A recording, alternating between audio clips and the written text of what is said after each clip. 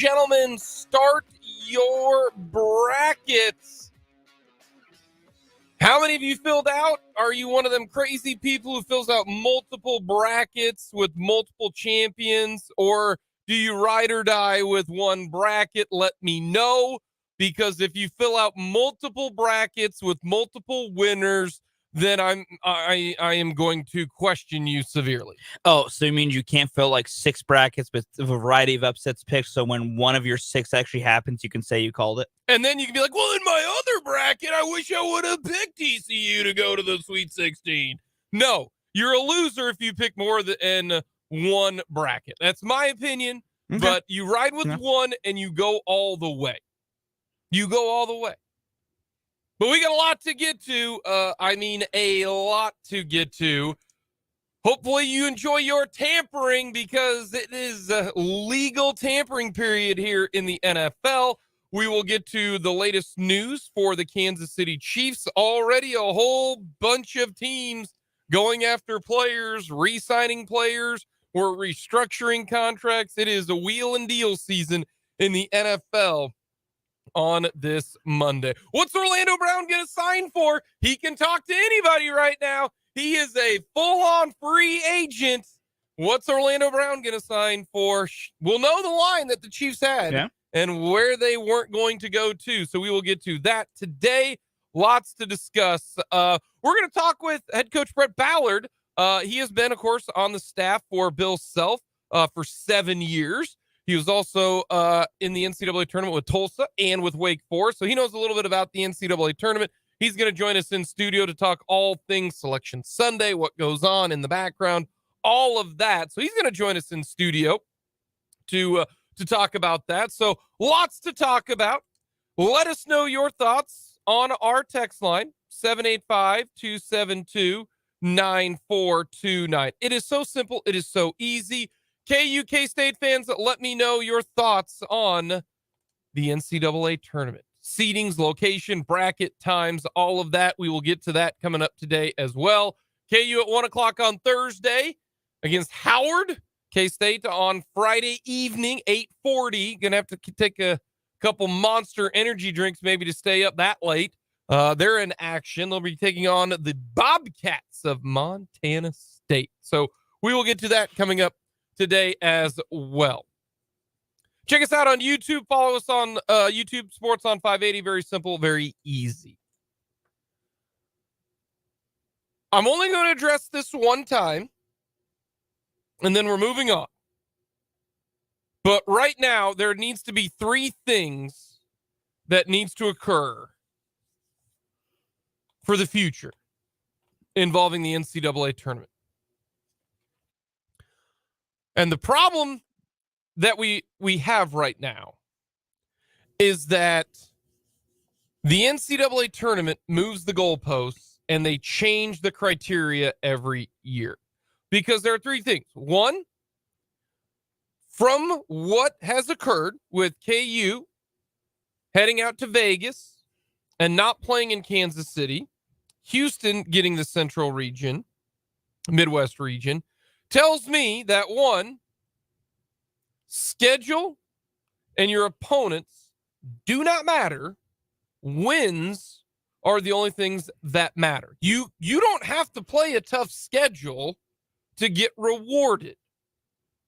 Therefore, why should you, is what we were told last night. And because of that, going forward, there needs to be change to me in the NCAA tournament.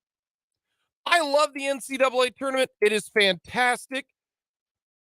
For the most part, the NCAA gets it right. I disagree with the first 4.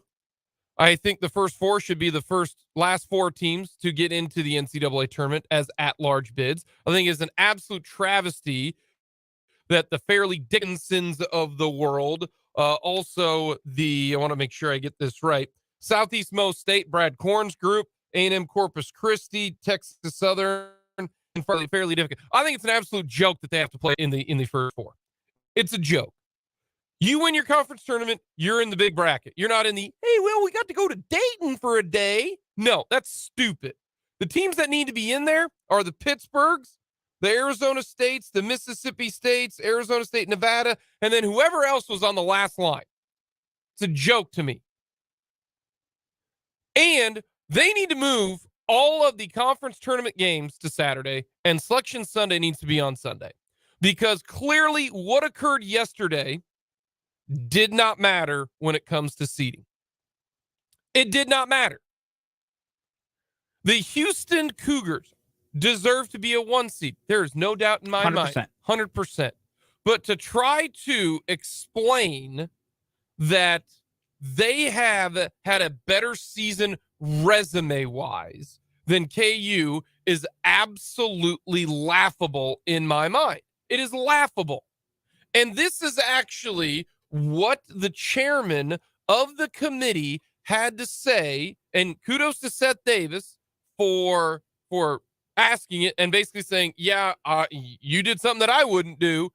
So here is Chairman Chris Reynolds on why Houston was ahead of KU, and KU is not going to be playing in the Midwest.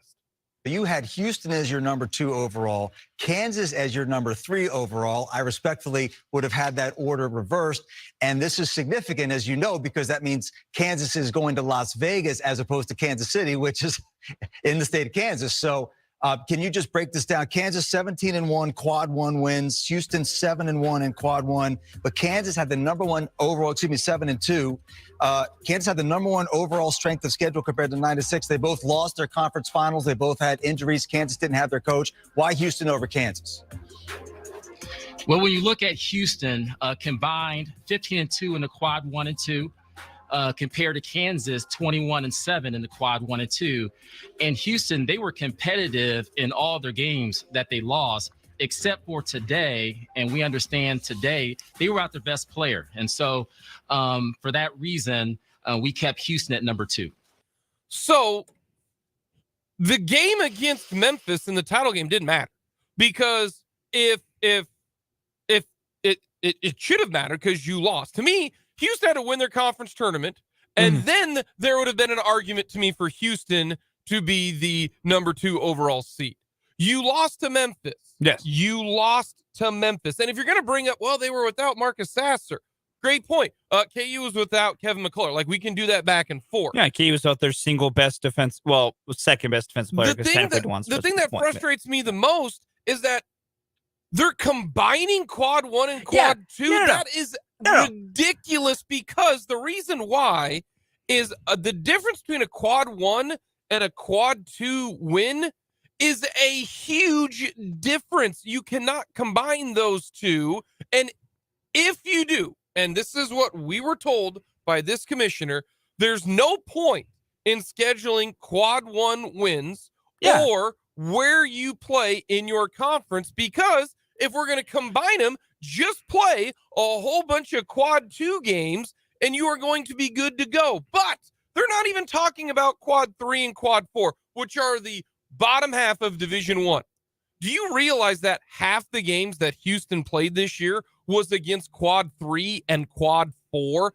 Half of their games, 17 of their 34 games, were played against absolute garbage teams.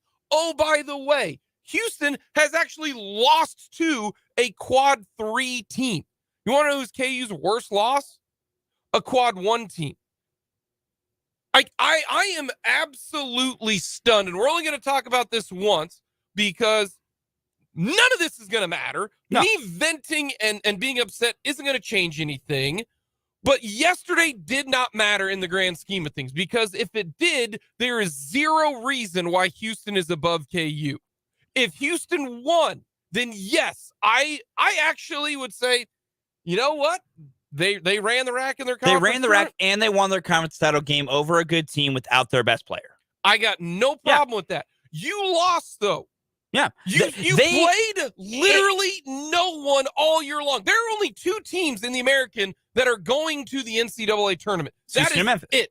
That is it. And you're trying to tell me that, oh, well, they only lost 3 games. The reason they only lost 3 games all year is because they didn't play anybody, and half their schedule was against teams that Oklahoma probably would have gone 31-5 as well. And here's the thing, and I have just a longer standing problem with this entire process. One, like the difference between a quad 1 and a quad 2 thing is about a 40 level of ranking is what it can be.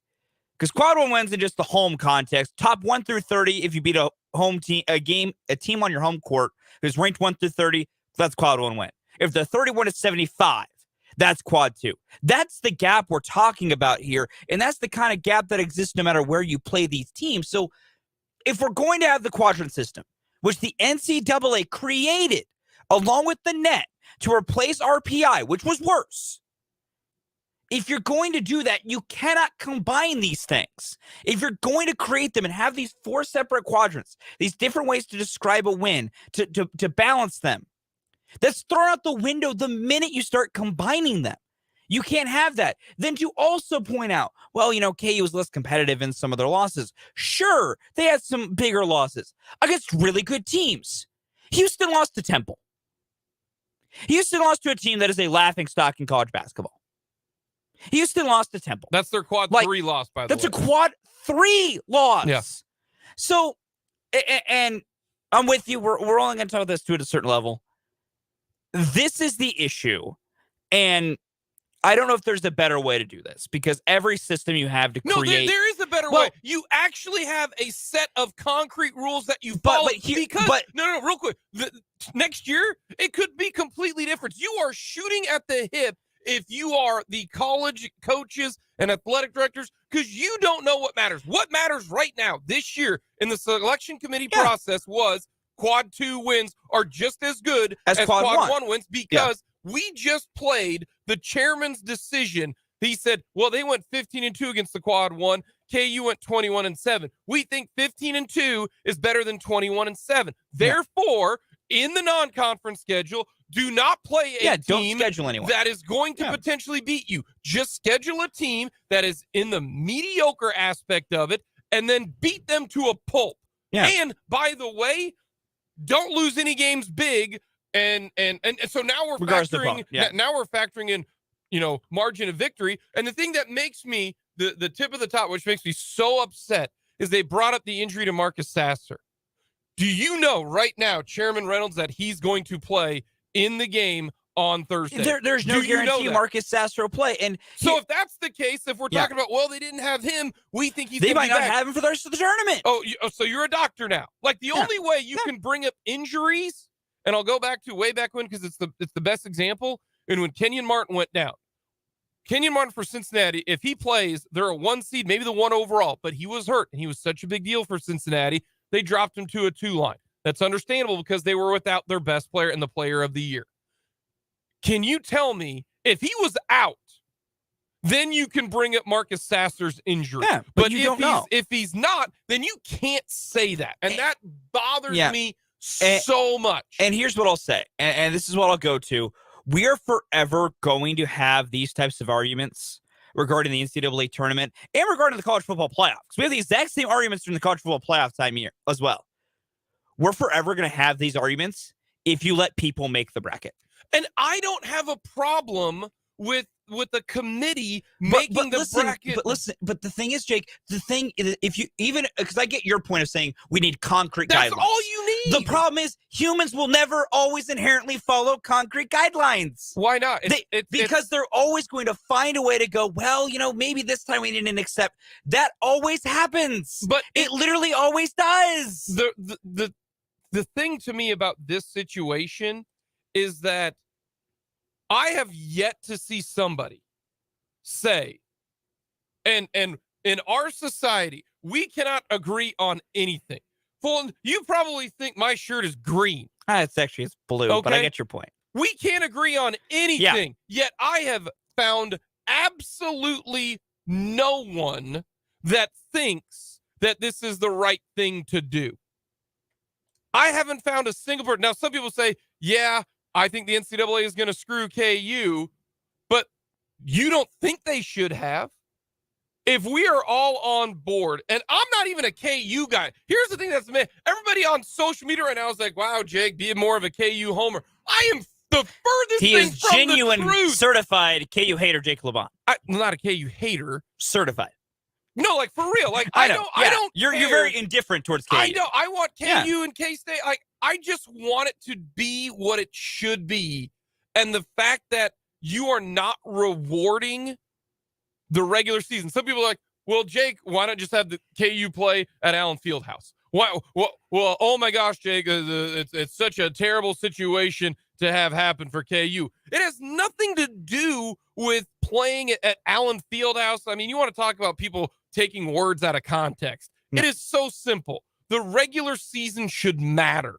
Yes. Otherwise, why do we even play the games? Agreed. Just play, KU should play the school of, South Central, Carolina State University, beat them by 50 every single game. Because next year, all they have to do is say, well, you told us that quad 2 wins matter. But then next year, it's going to be like, well, we thought road games were the biggest impact. There's no consistency. And yesterday didn't mean anything. Mm-hmm. They had Houston in at the 2 seed, no matter what if they won or lost. So why even have the conference tournaments played where they play? They don't matter. Move the conference tournament to Saturday, and before people get all upset, I get it. They're not going to do that. They're not going to do anything that I suggest because the NCAA is a joke. Yeah. Is move them on Saturday. Everyone should play on Saturday. And then you give the committee Saturday night, all day Sunday to get it right. See, like K-State has no gripe whatsoever. You want to know why? Because they didn't win enough. K-State didn't go to Des Moines. They didn't go to TCU. To Denver. I have no problem with that. K-State didn't win enough. K-State, you should have beat TCU, and you probably make it to Denver. That's just simple winning. Yeah. For KU. The fact of the matter is, KU set a record for most quadrant 1 wins in this system. It's 17. KU won the regular season in the hardest conference in America, in arguably the hardest conference in decades. And they won it by 2 games. Well, one game because of Texas. Either way. Yeah. They won it with a They game got no to reward spare. for that, though. Now, they got no reward for that. And some people are going to say, well, Jake, if you're going to say they got to win games, well, then KU should have beat Texas. You're right. You're correct. You are actually very correct in that. No, you're correct. If Houston would have beat Memphis yesterday. Yeah, but they both lost their conference title game. Both lost. But, because KU loses by more points in their conference title game to a better team, to a 2 seed. That's because of that, KU gets punished. That's why the games yesterday didn't matter. I would not be saying here, and I told you guys this. I said this on Friday. I said, if Houston wins it, KU's going to have to get all the way to the title game to have a chance at the Midwest region.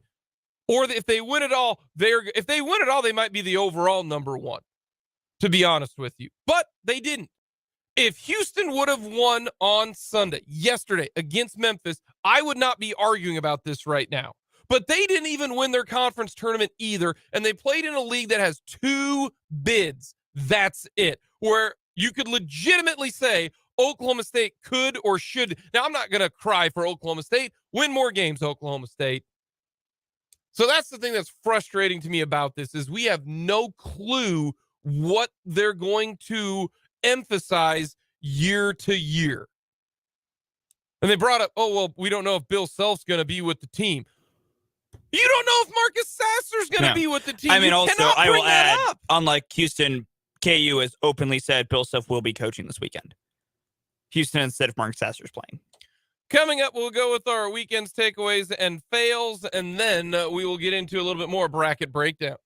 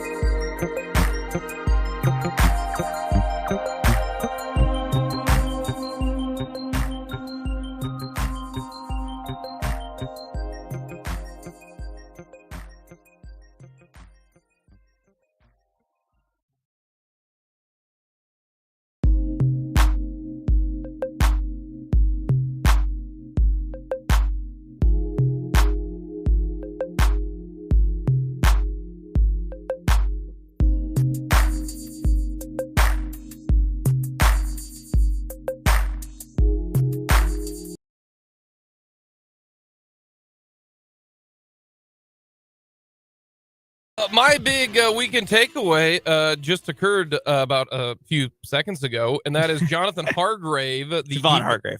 Yeah, was I Jonathan? Yeah. Javon Hargrave of the Philadelphia Eagles, the defensive tackle, the top free agent defensive tackle. Yeah. Just signed an 4-year, $84 million deal, includes $40 million guaranteed with the 49ers. That front line is disgusting. That's very good. But the reason why I am excited about this is because that's not as much as I thought he'd sign. Here's what you do, Chiefs fans. Chiefs, go to Chris Jones and say, here's your 4-year, $84 million deal that includes $50 million guaranteed. And you give it to Chris Jones and you say, hey, we appreciate it. If he really wants it, give him $490 with 55. Yeah. Boom. That's not a gigantic contract, to be honest with you. Because Chris Jones got $60 million guaranteed his first contract. This is the second contract. And you need Chris Jones. I'm actually all right. This does make the 49ers very, very salty. That's my weekend takeaway just now. That's big for the Chiefs, in my opinion. What did you have over the weekend? My big one, I've watched obviously a lot of the World Baseball Classic this weekend, because what else would I be watching at this point outside of some conference basketball? We need more animated players. Pitcher for Italy was able to get out of a bases loaded jam and proceeded to go full on 10 out of 10 screaming I'm him with some expletives, and it was awesome. Also, even though it happened against the U.S., Joey Meneses' home runs last night included some epic bat flips. They were amazing. We need more. Coming up, we'll get to more of the NCAA tournament. All of our tournament coverage brought to you by Lewis Toyota right here in Topeka at I-470 Fairlawn. Shop local, shop Lewis.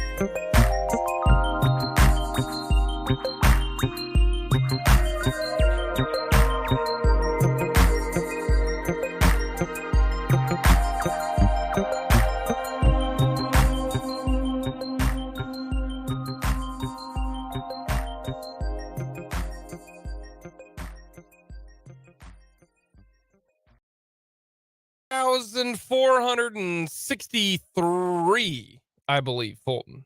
Might be 62, but I know for sure it's 8,463. The Broncos are giving right tackle Mike McGlinchey a 5-year deal worth $87.5 million with over $50 million guaranteed. Two things can be true at the same time. Number one, I can be thrilled for Mike McGlinchey. He's a very fine player. No, he is getting $50 million guaranteed. Yeah, that too. That Good is for the him. reason why Get paid, big guy. these two things can be completely, we can agree on both of them.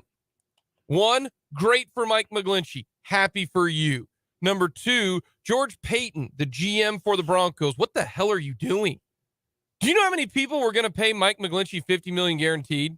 One. You literally were bidding against yourself. Like, this is hysterical that the Broncos are giving Mike McGlinchey this kind of money. This is the Christian Kirk move from last year. Nobody is giving Mike McGlinchey 5 years, $50 million guaranteed to play right tackle. He's not even a top 8 right tackle in the NFL, and you're basically paying like he's top 3. Every other GM is now upset at George Payton because you just cost everybody a whole bunch of money because you don't know what the heck you're doing. George Payton will not be the GM of the Broncos next year. He is going to get fired after this year. Like, this is hysterical. Like, nobody was bidding in that. Maybe $30 million guaranteed. This is why you pay more in free agency. This is why you don't want your guys to go to free agency if you're trying to lock them up. That's why the Chiefs are like, no, we are not paying that number. We're not going to overpay. Go out there and get what you can, Orlando Brown. Christian Kirk is not worth the money that he signed for. No. Mike McGlinchey, not worth the money that he is signed for. $50 million guaranteed to a right tackle. That really just happened. to me, it's not so much the right tackle. It's Mike McGlinchey. I mean, that too, but I mean, positional, it's both. It's just all of these contracts also do have domino effects. Like Christian Kirk's contract reset the wide receiver market, which made all top 2 wide receivers get infinitely more expensive because they want to be worth a lot more than Christian Kirk, deservedly so. The tackle market's now been reset. Because every tackle that knows they're better than Mike McGlinchey is going to go, well, I ain't taking that contract. I'm better than him. Look what he got paid. Like, these contracts have dominoes. They have effects. It's like every team being mad at the Browns for they did Deshaun Watson for giving him that contract and the domino effect it created. Now, granted, the owners at this point are also colluding to basically try and fix that mistake, which is kind of wrong, but that's its own entirely different conversation. But still, good luck if you need a tackle now in free agency. They just got really expensive. Orlando Brown, congrats on your new bag.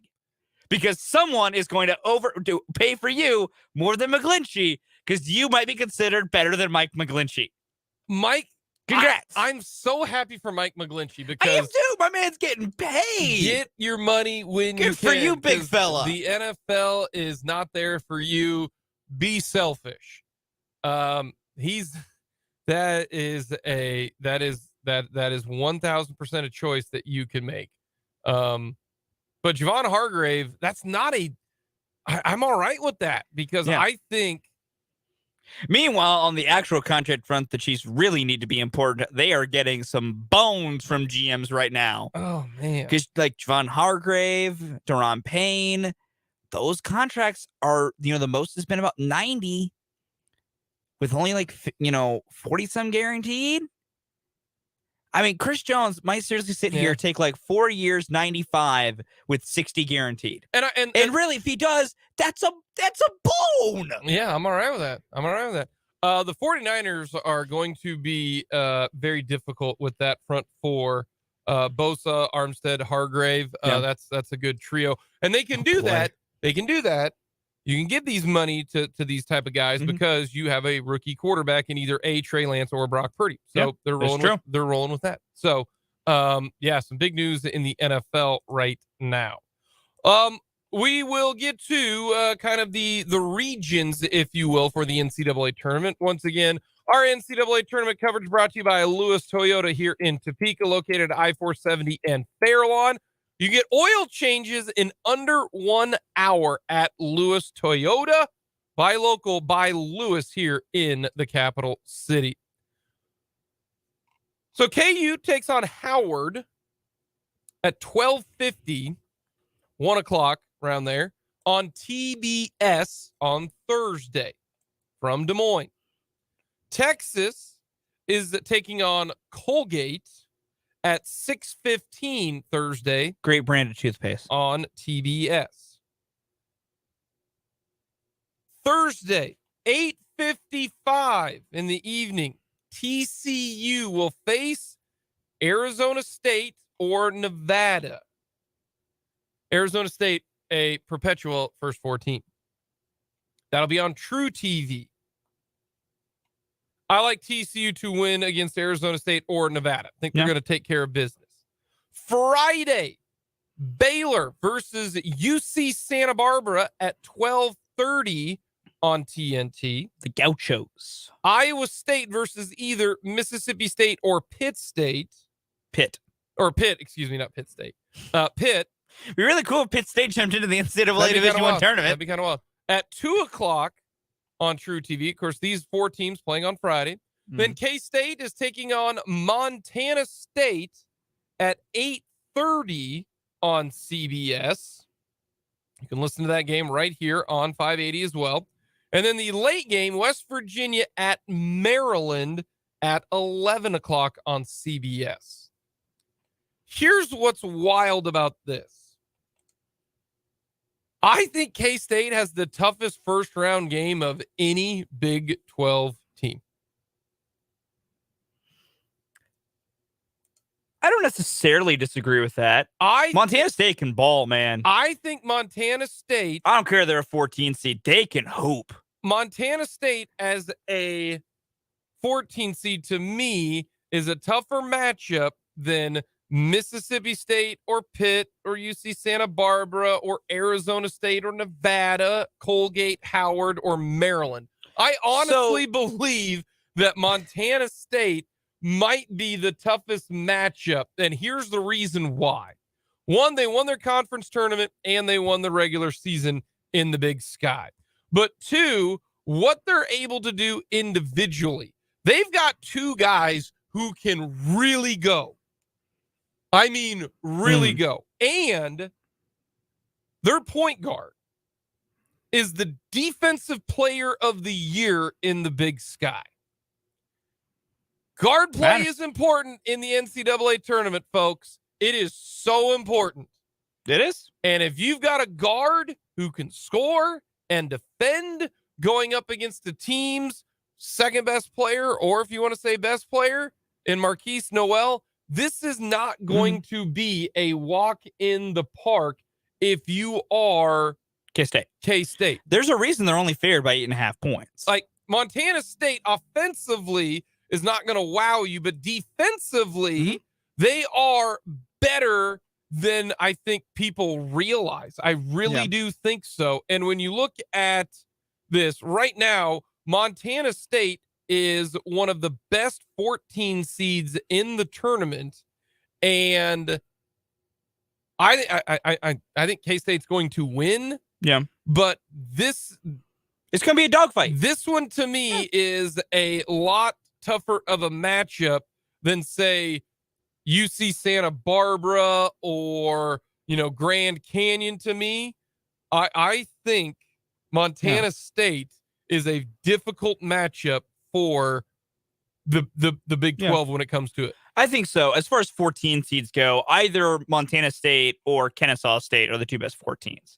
Kennesaw State will take on Xavier in their bracket. Those are two good teams. Here's what I'll say on toughest matchups for the Big 12. I want to preface it with this. Texas ain't losing to Colgate. I want to preface my next statement with this. Texas is not going to lose that game. Texas is really playing well right now. Well, and the reason why I say that is Colgate can score. I will add this. Colgate is the best three-point shooting team in the country. Not one of, not in the top five. They are number one with a bullet. The best three-point team in college basketball. Now, they don't do some other things well, which was why I think Texas will probably win and probably win semi-comfortably. But Texas, if they're not careful, and if Colgate shoots even better than they usually do, three-point shooting is one of the two biggest indicators of big upsets, is being able to make it. So that, and then I will also just add as well. Well, Colgate, though, can't play any defense. That game could be very high scoring. That game would be crazy.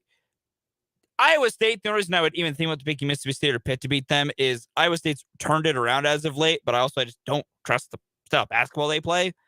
And, I mean, Mississippi State's been playing kind of like, I agree. That one's kind of TCU, it's Arizona State or Nevada, kind of depends. West Virginia, Maryland is an interesting one. Maryland's a good team. The problem for Maryland is they foul a lot. They can be got into foul trouble. And West Virginia plays chaotically and just attacks, which leads itself to generating fouls. That's why I think that one might not be as tough, but Montana State's not going to be fun, and Maryland's not going to be fun. I think those are probably the truly tough two. Texas, only because of how great they are, won't probably get got by Colgate, but they're built to do that.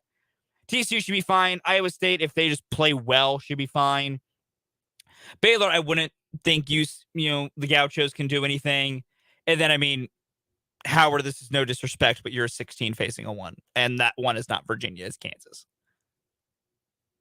So, overall, I would not be surprised if all 7 Big 12 teams win their opening round matchups.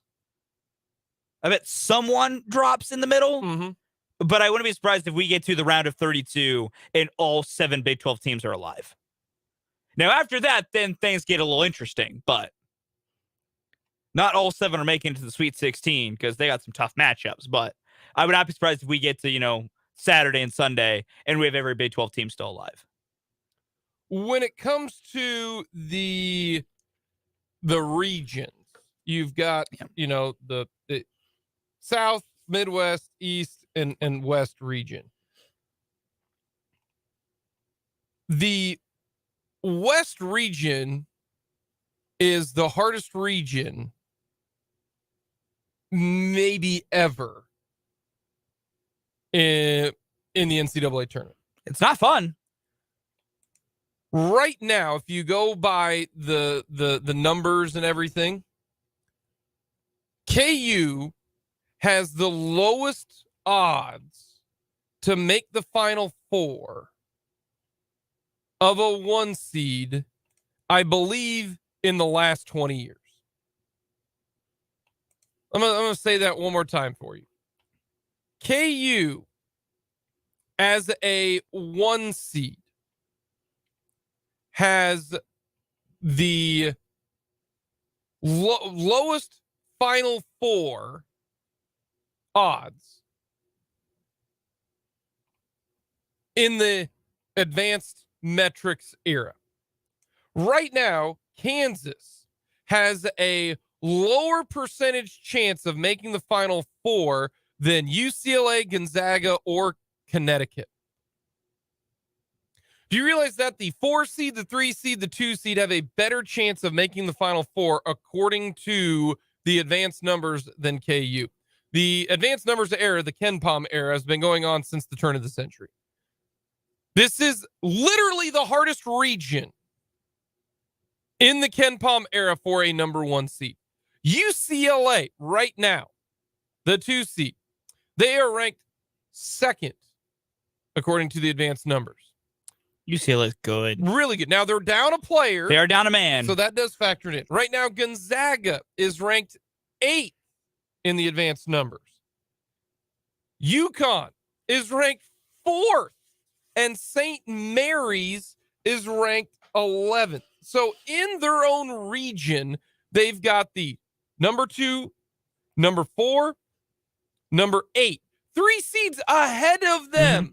Then you get to Kansas. Oh, and by the way, St. Mary's is the 11th seed. There's literally no way that the committee looked at this bracket and took any of that into consideration, because that is not just the toughest bracket, the West bracket. It is the toughest bracket maybe in the last 20 years, because, and I understand it goes back and forth. Last year, KU had a great run to the bracket, right? Yeah. This year, the odds of the bracket working out for Kansas is nearly impossible unless every upset occurs.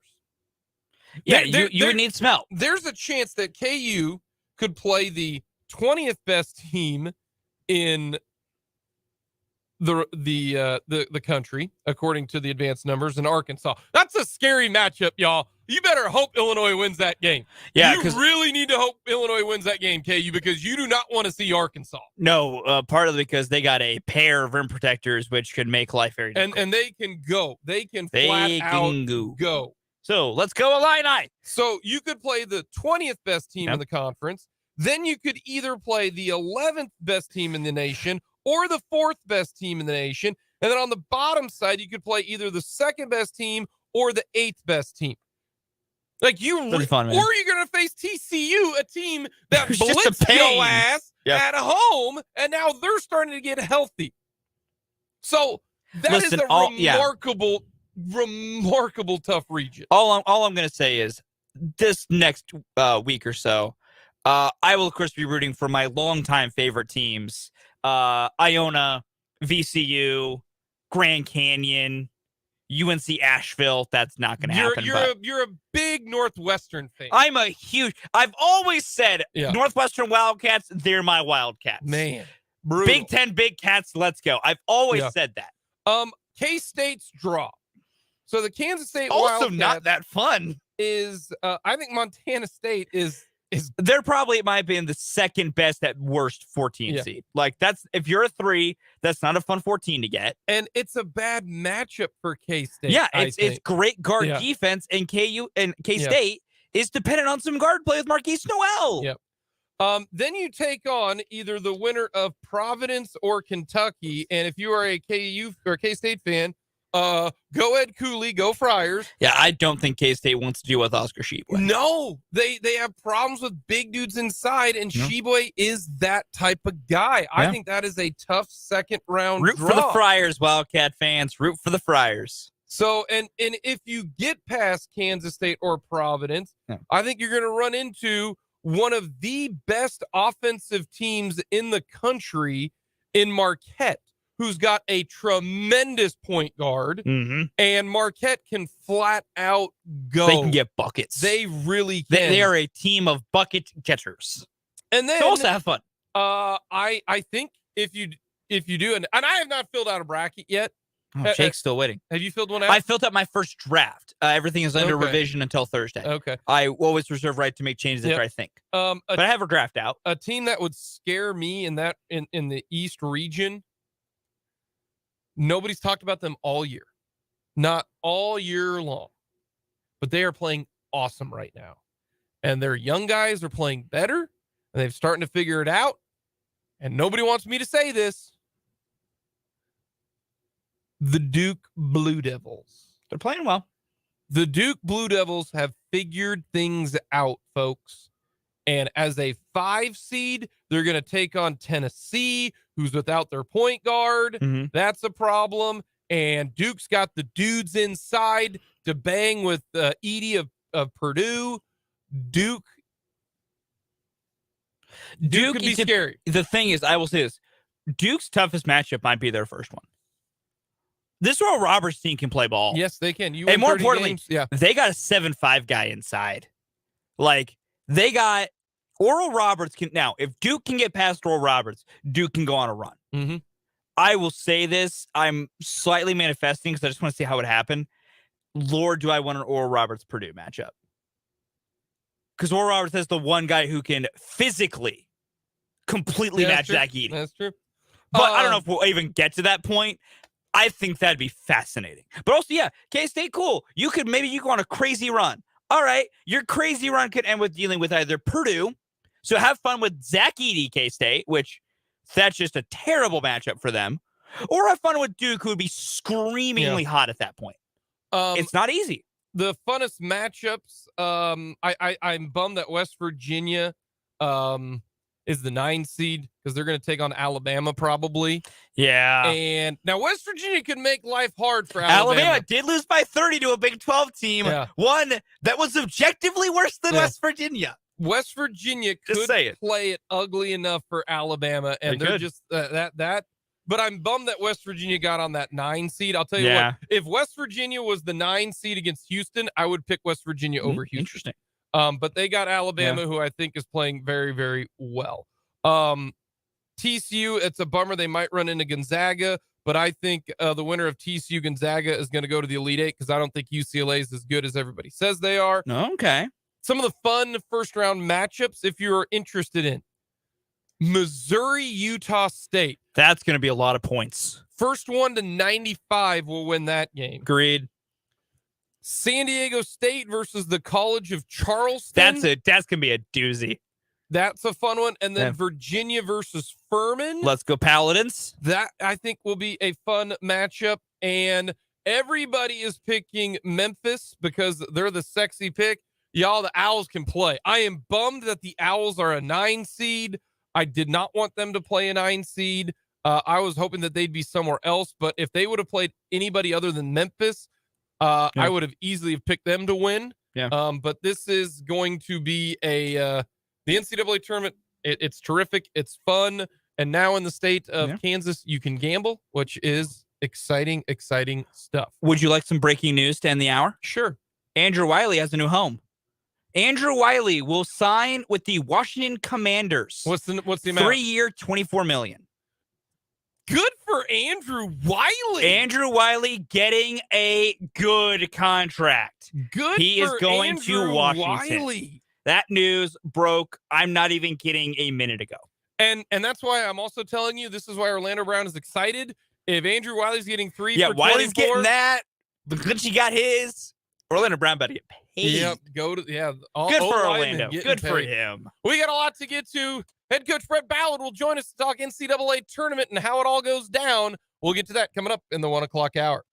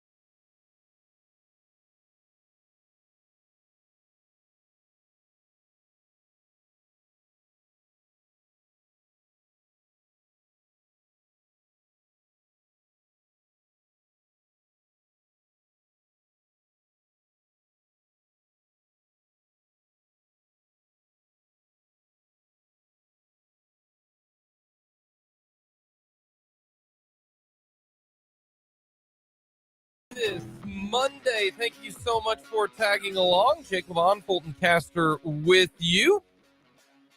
A lot to get to on this Monday. It says legal tampering period begins and more big news coming down in the NFL world. According to Aaron Wilson, covers the NFL for the Houston Chronicle, Texans Pro Bowl left tackle Laramie Tunsil has been discussed and portrayed potential trade scenarios with the Chiefs, according to league sources. Fluid situation on whether it happens. However, the Chiefs potentially retaining Orlando Brown Jr. has not been ruled out by the Chiefs. There is so much happening right now in the NFL world. You've got mediocre right tackles signing $50 million guaranteed contracts. Still funny. Andrew Wiley just got paid 3 years, $24 million. We don't know the guarantees. Yeah. Remember, folks, it is all about the guaranteed money. Do not look at, right, Fulton, did you realize that I could sign a 5-year, $190 million deal with zero guaranteed? Mm-hmm. And people are going to be like, wow, he signed a $105 million contract. No, he didn't. No, he didn't. No, you look would at get like, money. I mean, maybe they'll give you $600,000 as a roster bonus. Yeah. And then there you go. There's the money you're actually getting. I would take that. I would too. I would not complain about that at all. But yeah, no, that's what we always like to say at this time. You see the big numbers come out. The guarantees and the structure is what matters. Because it's just like what MVS signed his deal, and they're like, oh, it's 3 years, $30 million. It was really like 2 years, 12. Yeah. Or you could honestly say it was 1 year, 11, and they could cut him this year. They could. And that's why, like, Derek Carr last year with Vegas signed his, 4 year, 160 something. Like, oh my goodness, blah, blah. It was a 1 year, $24 million deal. Like, that's what it was, because that's what they paid. So, we'll see what the structure goes for Andrew Wiley, but still, 3 years, 24. Good for you, Wiley. Good for you, buddy. I'm gonna guess half of it is. It's got to be at least like 12 to 15. I would say. I would think. So now the Chiefs are needing two tackles. Yeah. Shout out Lucas Niang. That would be nice if he could step up. Lucas Niang, come on down. Darian Kennard, Prince Tagovailoa. I'm going to tell you this come on down, boys. If the Chiefs can trade for Laramie Tunsil, do it yesterday. I am fully on board. Rumors are still flowing. You know what I have thought about Orlando Brown. He's not worth that money. He's not Laramie good Tunsil enough. He is. And if you signed guys to big contracts and they're good, that doesn't matter. That's why whatever Chris Jones wants, Chris Jones will get. We'll get to that coming up in the 3 o'clock hour here on this edition of Mic'd Up. Right now, we are joined in studio by head coach Brett Ballard of the Washburn Ichabods, who is out on the recruiting trail right now. But you've been involved in how many NCAA tournaments as a GA and as an assistant coach? How many? GA assistant coach. I was on staff, NCAA Division I, 7 or 8. 7 or 8? Yeah. So you know what's all going on right now. I mean, it is very real. And you know exactly what KU, K-State, the video coordinators, although you had to deal with, recording it on the VHS tapes, and you're probably a little upset. Much easier now. Much easier now. Big shout out to Synergy. And so I wanted to have you come in because you've been there. You've been in the waiting room, whether or not you're going to get this seed, where you're going to go, all of that. Do coaches have an idea? Like, does the KU staff have an idea? Like, they pretty much knew they were going to Des Moines. Didn't know if they were going to go what region. K-State, they had no idea where they were going to go. They could go to Denver. They could go to Columbus. They could go, and they ended up in Greensboro. Do coaches have any idea? I think when you're at Kansas and you set yourself up to be a 1 seed and the way Kansas has played at such an elite level and knowing they're going to be the 1 seed in the Midwest, I think, that you do know that. If you're not a 1 seed, then you really have no idea. Really? And so, then logistically you're trying to get everything set up. But, when Kansas has been so lucky and it's been incredible, you think about, they haven't been lower than a 4 seed. Ever. I mean, under Bill Self. Wow. I mean, Duke's got a good team this year. Duke's got a chance to maybe win a national championship. They're 5, and if KU was a 5, the sky would be falling. Yeah. So, you don't necessarily know. You want to be it's nice playing Thursday, Saturday because Really, there's a difference. Like Well, you'd rather play Thursday, Saturday than Friday, Sunday. it's nice playing Thursday, Saturday on this from the standpoint that you get done Saturday. Now you got more time for the next week. Okay. It's a pain if you play Thursday, Saturday because you got to turn around and leave on Tuesday. And so you're talking about you find Sunday night and then you're scrambling in 48 hours to get everything ready to go because you got to leave Tuesday to be there, Tuesday night for practices and media availability on Wednesday. And depending on where you're going, obviously it may take you some time to get there. So you want to play Thursday, Saturday from, if you play Saturday and win and then you advance and you have a little more time. And depending on how they do it, the next round, I think now how they have it set up, you play Thursday, Saturday again, but there are some scenarios where you may be a Friday, Sunday. And so, you get more time. And because if you play Friday, Sunday, a lot of times on that Sunday, you may not get back till, if you played a late game Sunday, you may not get back till late on Sunday. And then you're scrambling for the next week. Like perfect example, Gonzaga plays on Sunday, March 19th. If they make it to the West region, they would play on Thursday. Yeah. So you'd have Friday, Sunday, and then the Thursday, Saturday. And like if you played a late time yeah. spot on Sunday and then you're getting home late and then you got, but Friday, Sunday's better if you're the ops guy and the coordinator because you got more time to plan the trip and get everything ready, for the trip. So there's a million different scenarios that go into it. I was shocked, KU didn't get the one seed in the Midwest. I mean, I'm sure that's really what after everything that was projected, that's got to be what they felt like was going to happen. So that they're going to be in Des Moines, which is great, but not going to Kansas City is shocking. And that brings up another question because you've been in on the meetings for hey, we're preparing for the NCAA tournament.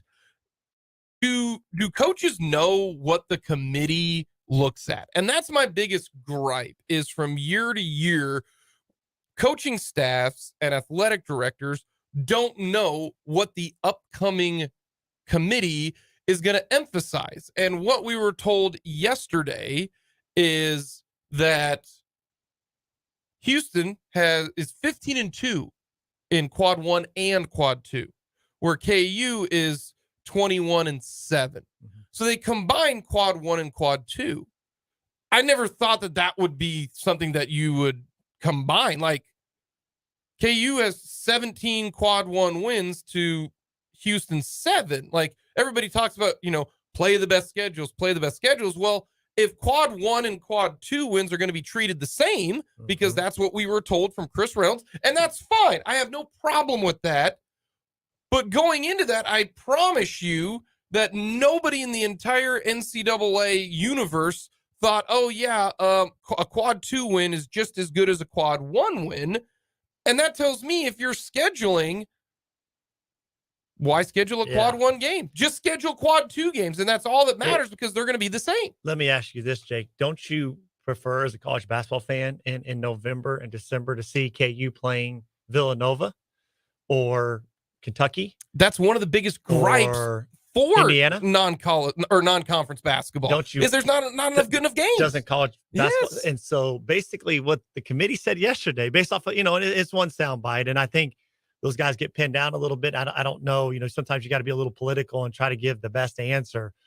But I think based off of what you said yesterday, you bring up a couple good points. One, we don't know. You don't know. You don't know. It's a moving target. Wild. And so I will say this. Kansas for a very long time has done a great job in scheduling.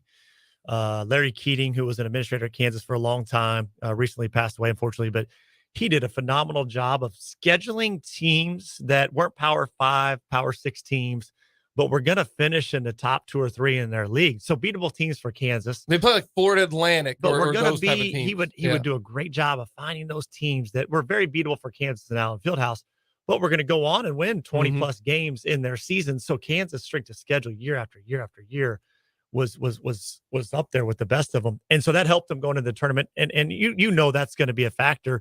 But when it comes down to the nuts and bolts of it and you start splitting hairs, I don't think anybody knows exactly. And it seems to be a moving target. And obviously from what they said this year, like you said, they're going quad 1 and 2. Okay. Well, then make sure we know that going into it. And then the second part of that is, well, is that really what you want? Do you want people to not schedule as tough as opponents?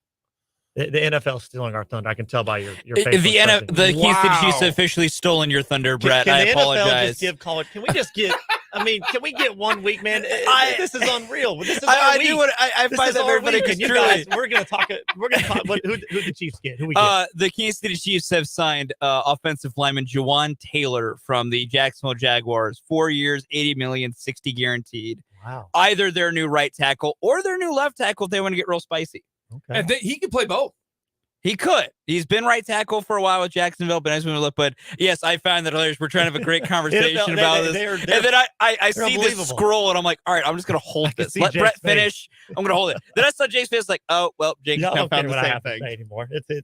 That The is NFL's unbelievable, though. They huge couldn't news. just wait 2 weeks. They They- know exactly they- what they're doing. They're They smart. had to start their legal tampering period today. The new league year had to begin Wednesday. They knew they had to start all of this right when we're trying to get through the Yeah, tournament stuff. they're king for a reason. Well, that's good. I guess that guy's good. I don't know. Yeah, that yeah, guy. yes. You guys excited? Very, very good I'm all right with replacement it. option. Yeah, Alright. I'm Yeah. all right with that. Yeah. That's And good less news. than breaking the bank for Orlando Brown. So overall, good call. Yeah. 60 million 4 years. Yeah. Okay. 60 million guaranteed, but 4 years. That's Okay. Orlando Brown's that wanting, the 90 million, 100 and some million. So I'm all right with that. So yeah, I'm sorry. Yeah. That's okay. That's The all right. NFL, they're just bullies, is what they are. Yes, they are. They're being very And- bullying right now with and they our are. segment. Like we Yeah. had the Chiefs designated for 2:00. That was Yeah. the Chiefs' Yeah. time, Yeah. and they're not That's agreeing okay. with I'm what a we Chiefs fan. decided. I'm See, okay with talking This NFL. is also kind of like, when he's got to drop a play at the end of a game and then they switch to a zone. You got to love live radio, just like you got to love a live Gotta be able to pivot. live inbounds play. So we will get to all of the Chiefs coming up here in just a little bit. But when it comes to the NCAA tournament, right then and there, you're waiting, and it's wild to me that you have no idea as an assistant coach. And I'm sure during the if I'm Norm Roberts and I'm the coaching staff and Quarterbomb and all those guys, I'm thinking there's no way that we're not going to Kansas City when Houston loses yesterday. Mhm. That to me remains a question. Do coaches think that games on Sunday don't matter? I think that we understand it runs up so close to the tournament bracket that they don't matter as much, and I think which is again something that the NCAA probably needs to look at. Because that should have mattered yesterday when you're splitting hairs between Houston and Kansas, and Houston got beat pretty handily. That Mhm. was one of the things that the tournament chairman said. Some of Kansas losses, they kind of got blown out, and I do think that affected it a little bit. But Houston didn't play that game close yesterday. And they bring up, and the one thing that I cannot stand is the unknown. We don't know what the committee is going to gauge on. 2 years ago or last year, I remember it was road wins. Well, they got really good road wins. Okay, road wins. All right, now you got to win on the road. Makes sense. I got no problem with that. Same thing this year. If next year they do quad 2 wins, okay, fine. I got no problem with that. Coaches now know. They said, they didn't have their best player in Marcus Sasser. Okay. Do you know, is he going to be out next week? You have no idea. If you have no idea whether or not that person's going to play or not, you cannot mention that because that's all pure speculation. You're not supposed to speculate in these situations. And it's smart by Houston, not saying, well, he's going to be out. I always go back to the Kenyon Martin situation. We knew Kenyon Martin was going to be out. Mm-hmm. He destroyed every ligament in his knee. If they had Kenyon Martin, they were going to be a 1 seed. They didn't. They put him down to a 2. I have no problem with that. That team was different, so they rewarded him differently. Houston, if you mention, well, they didn't have him. What if they don't have him for the tournament? Then they're clearly not the number 2 overall seed if that's what you're going with. So that to me makes me even more upset that they actually referenced that in the plays left and right. Oh, and by the way, I don't know, Marcus Sasser to Houston, important.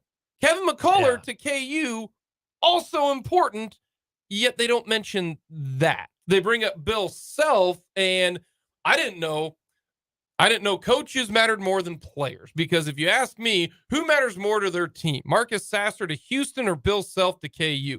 Hate to be the bearer of Bill Self fans, but I'm going to go ahead and say Marcus Sasser to Houston, because if they don't have him, look what happened. They got destroyed by a 9-seed Memphis team. That to me is a bigger deal when it comes to that. I don't understand how you can go with the unknown aspect of it when you're deciding where you're going to put people. Yeah, again, it's just such a moving target. I think it makes it challenging for everyone involved. And yesterday was just odd because I think people were going to be shocked as Kansas fans if we weren't the number 1 overall seed. Let alone, I don't think anybody thought there was a chance we'd be moved out of the Especially when Midwest. Houston lost. So that part of it's hard. I love, I was watching the show, and the next thing you got to do as a coach is I think you always feel like you've got the toughest draw no matter what. No matter, even if Kansas in the Midwest, you start looking at I guarantee they're looking at that 8-9 matchup, which is Arkansas. And those are two good teams. And you're thinking that's the best 8-9 teams in the tournament, no matter what. You automatically, whoever you're going to play, I think, so when we meet as coaches, inside that room, you'll verbalize things that you clearly won't express to your team or to the media because you don't want your team to think, oh my gosh, we've got the toughest road ever. And we're going to have to really play at an elite level. So to your team, you're saying, no, we got a great draw. These are good matchups for us. To the media, you got to spin it a certain way. So it's funny. It was funny watching the Kansas coach's reaction. And that's exactly what I went to. They reacted the right way. They acted happy and like they were fired up, but deep down, I know they had to been shocked and surprised, just like the rest of us. I want to talk more about how the tournament is different than the regular season, how you go about the tournament. Breaks are longer. Depth, is that a question? Foul trouble, all of that. I got a lot more questions because you've been there and going through everything in the NCAA tournament. We'll get a quick timeout. We do have our list today. It is going to be NCAA tournament themed all week long. And it's going to be our favorite upsets, the ones that we love the most, not like the biggest upsets, the favorite ones. Coach Ballard's going to join us when it comes to that. We got a lot more to get to. All of our NCAA tournament coverage for KU and K-State brought to you by Lewis Toyota here in Topeka. Shop local, shop Lewis, and you can get an oil change in under an hour at Lewis Toyota. Everyone loves the list. Comes up next.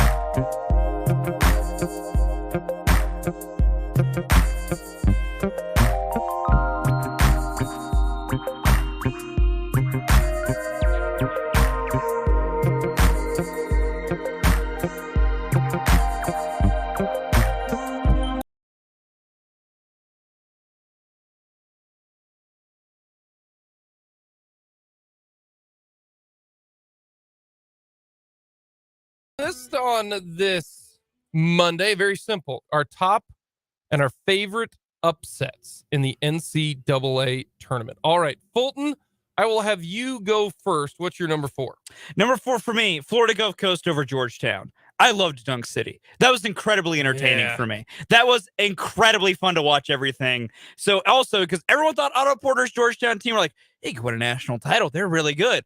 Otto Porter had a terrible game in 38 minutes, and they got dunked on. It was beautiful. Yeah, they did. It was really good. Brett Ballard joining us, head coach of the Washburn Ichabods. Do you have a number 4? Do you have one? I'm gonna go. I got 2 games, and I'm gonna bring up some heartbreakers for me. 97 Arizona over Kansas. That Kansas team was loaded, had only lost once all year. Yep. They're gonna win that championship, and then the next year, 98 Rhode Island over Kansas. My dad and I go down to Oklahoma City. Kansas is the 1 or 2 seed, rolling, playing Rhode Island.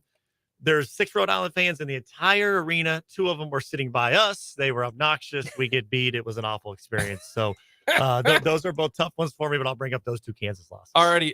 My number 4, same one as you, FGC. Love Florida Gulf Coast. What do you got for 3? Got to have it. UMBC over Virginia, the first 16 over 1. That was very fun to watch. Okay. My number 3, it's the anniversary today. Bryce Drew, Valpo over Ole Miss. The greatest inbounds play, full court inbounds play of all time. It was epic. So Oklahoma City was where that game was at, and happened to be the same night that Kansas lost to Rhode Island. Fun fact. Wow. 3 for me. I'm going to be a little bit of a hater. Norfolk State over Missouri. That's number 2 for me. Norfolk State over Missouri. That was the biggest point spread loss upset of all time.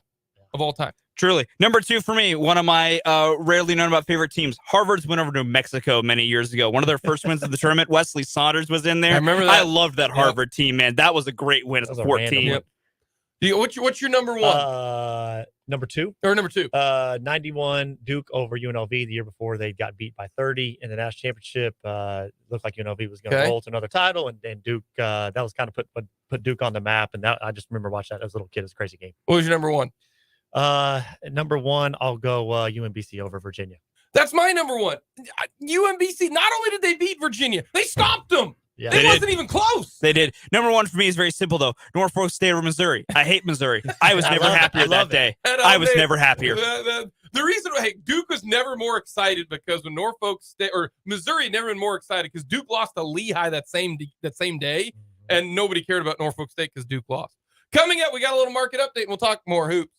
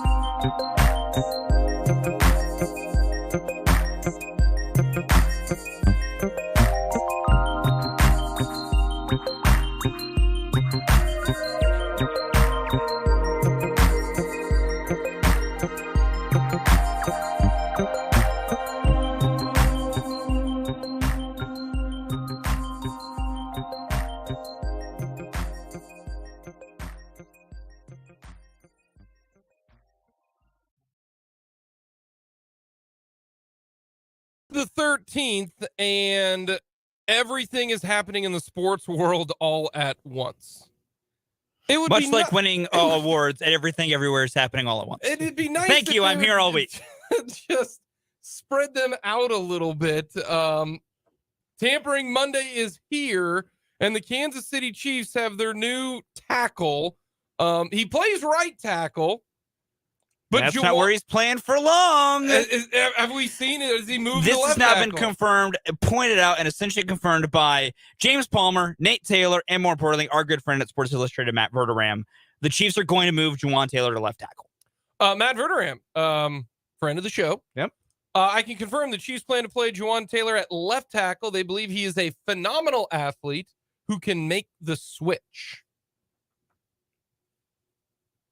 He's got good feet. We know that. I mean, he's a terrific athlete. Yes. Yeah, it's worth a shot.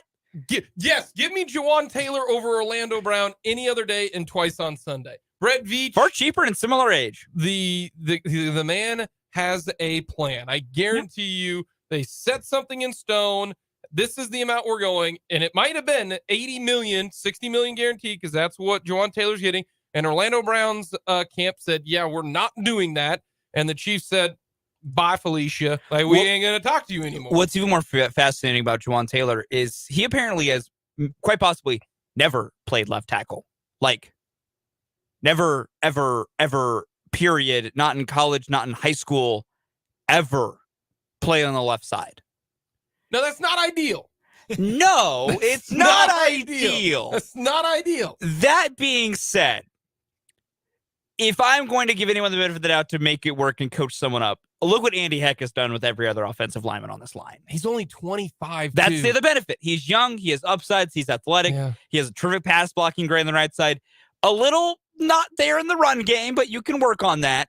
And more importantly, to assuage anyone's larger fears, on the right side, right next to him, playing to his right is Joe Tooney, one of the greatest left guards in football. Yeah, that like they'll be fine.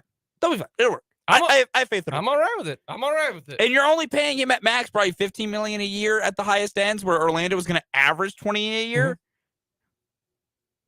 Mm-hmm. It works. I'm all right with it. Also, Brett Veach and the Chiefs have a type. They are. Oh yeah, they do. They're like the Leonardo DiCaprio of the NFLs. They will not pay anybody under the age of 30. You know, like Leo. With Leo, it's different than paying, and it's the age of 24. It's but a comparison, like Leo ain't gonna date anybody under the age of what is it, like 23 or something like that. Something like that. It's getting creepy territory. It is. Not even kind. It's getting legit creepy territory. The Chiefs are the same way. They ain't gonna pay you if you're over 30.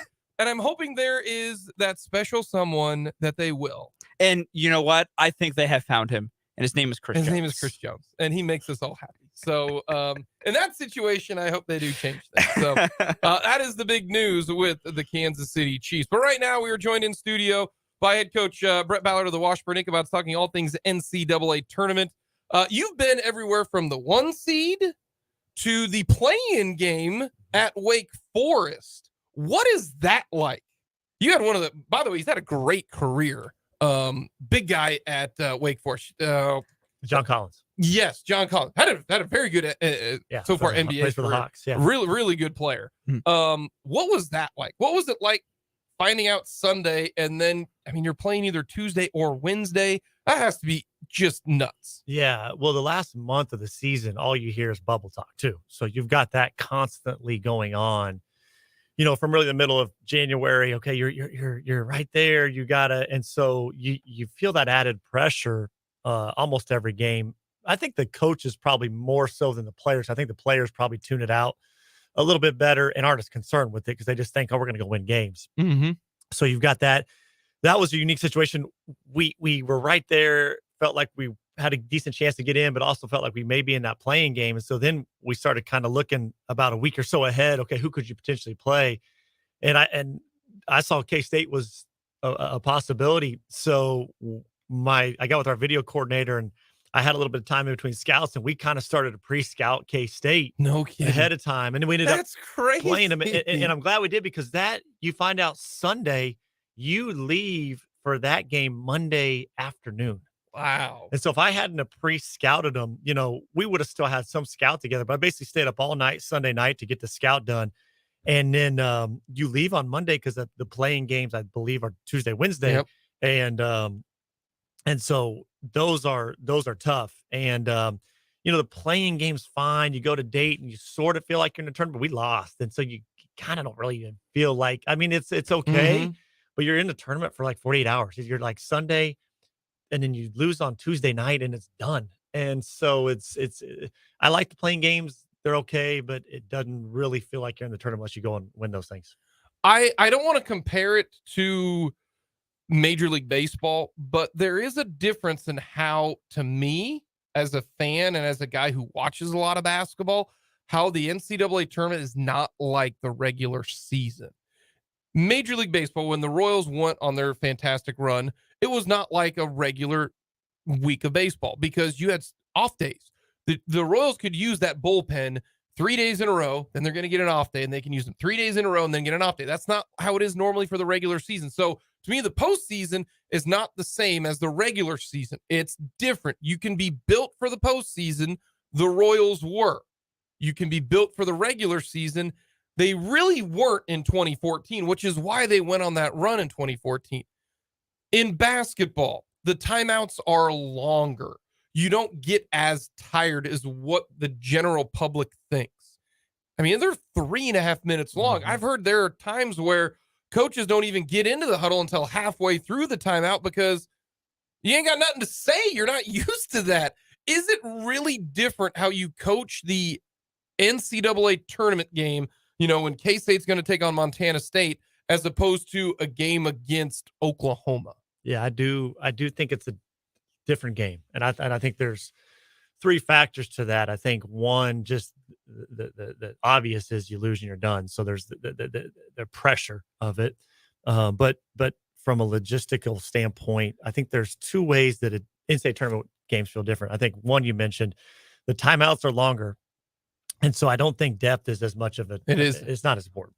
It just really isn't. I mean, you look at KU last year, basically played 6 guys, or 7 guys, and because the timeouts are longer, you get longer break. You can get by with that. So your bench depth, if you can avoid injuries, is not as important. And you're right; those timeouts are longer, and it's different. You'll be over there as a coach. I can remember being with Coach Self and Coach Manning, and you talk to your guys for a couple of minutes, and then you don't really have anything else to say, so you're just kind of sitting over there chilling, and it's unique. I think the other thing that happens in an NCAA tournament is the officiating is different depending on the crew you get. So you go through an entire Big 12 season and you see, the same, 12 to 15 refs recycled over and over and over again, for the most part. In Big 12 play, they're going to call it, for the most part, fairly similar throughout the season. And what I think is sometimes happened to Kansas is you go in those early rounds, you may have one Big 12 official, but they're going to be paired up with maybe a Pac-12 guy or an SEC guy, or maybe even a Mountain West guy or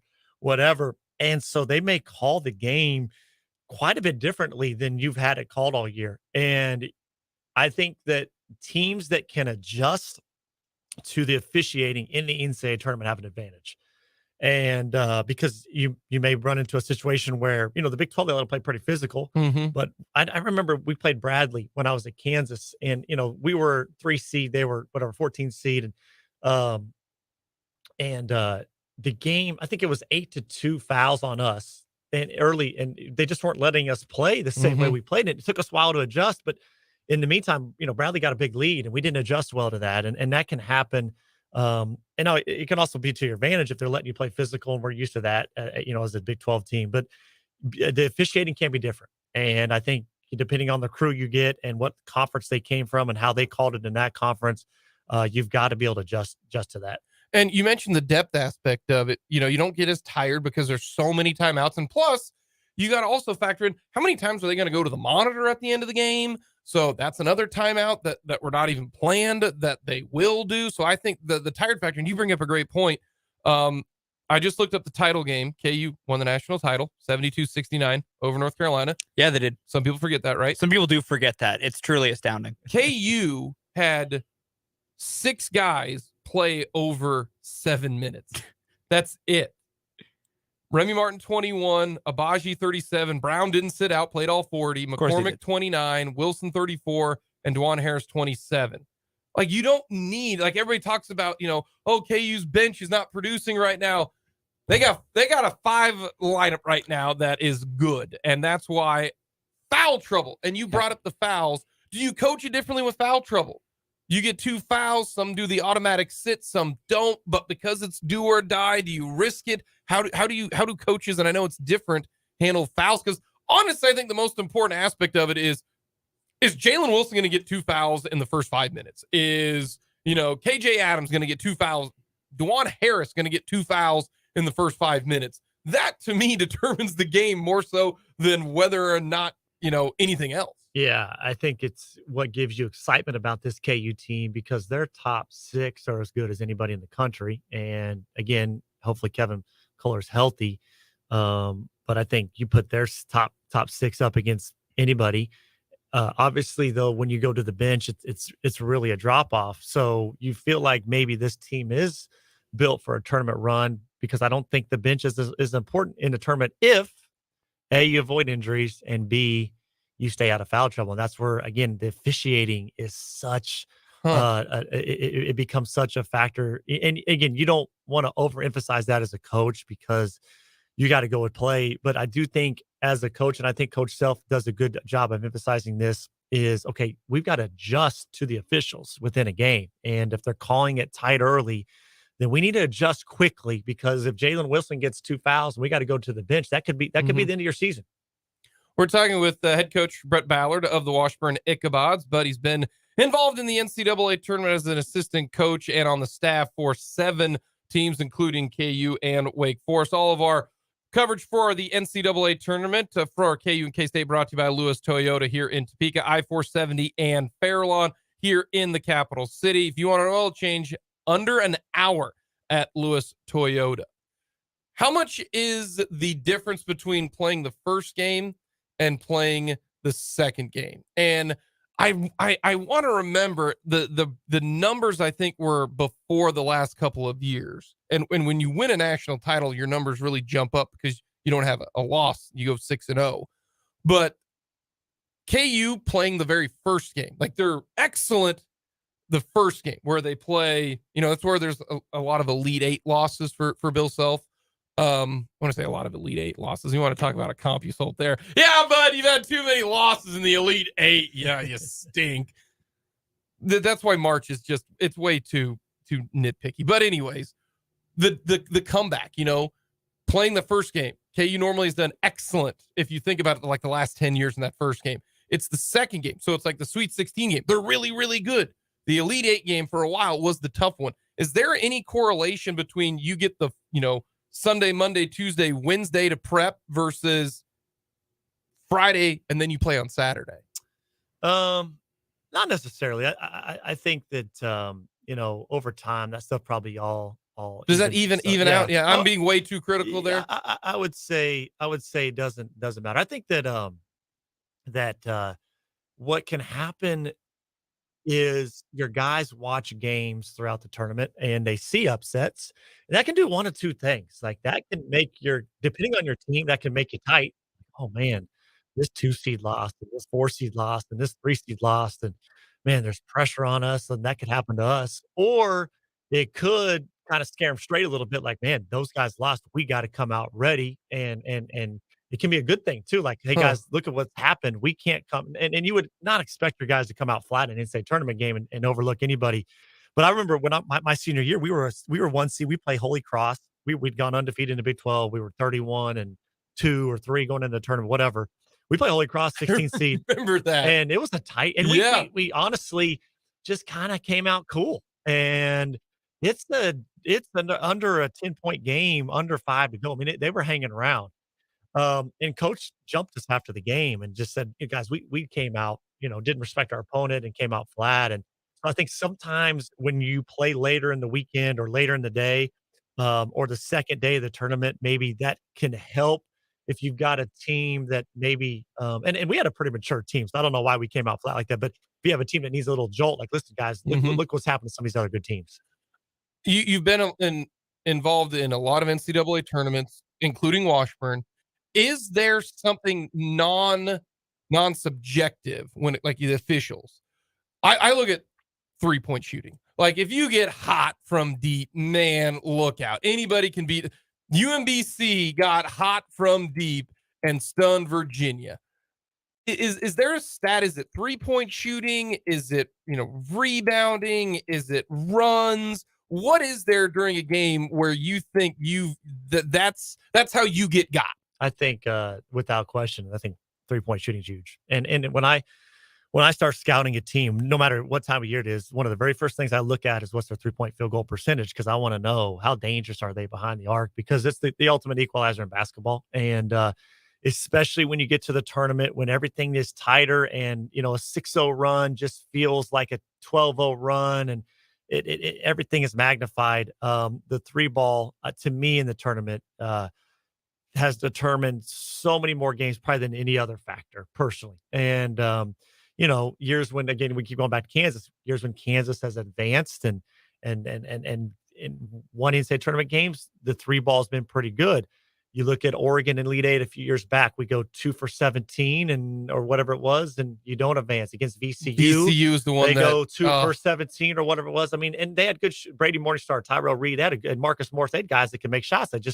You go cold in that game, and the other team's making those. And to me, the 3-point ball, the 3-point shot is the biggest determining factor when you take out some of the other stuff. Do you think teams like K-State, when they played TCU in the Big 12 tournament, they let TCU shoot a couple threes? And then TCU just all of a sudden turned into, the Warriors, and they made 11 of them. Is there a little bit of the, damn, there's nothing you can do in this situation? Like, is it almost a helpless feeling? A little bit, and sometimes those lower seeds, man, that's where you get your confidence. It's like, man, a couple of those 3 balls go in, and you start feeling like we are David. We're going to beat Goliath, and that happened. I think Northern Iowa, they make some early, and those go in, and you just get such a momentum boost off that 3-point line.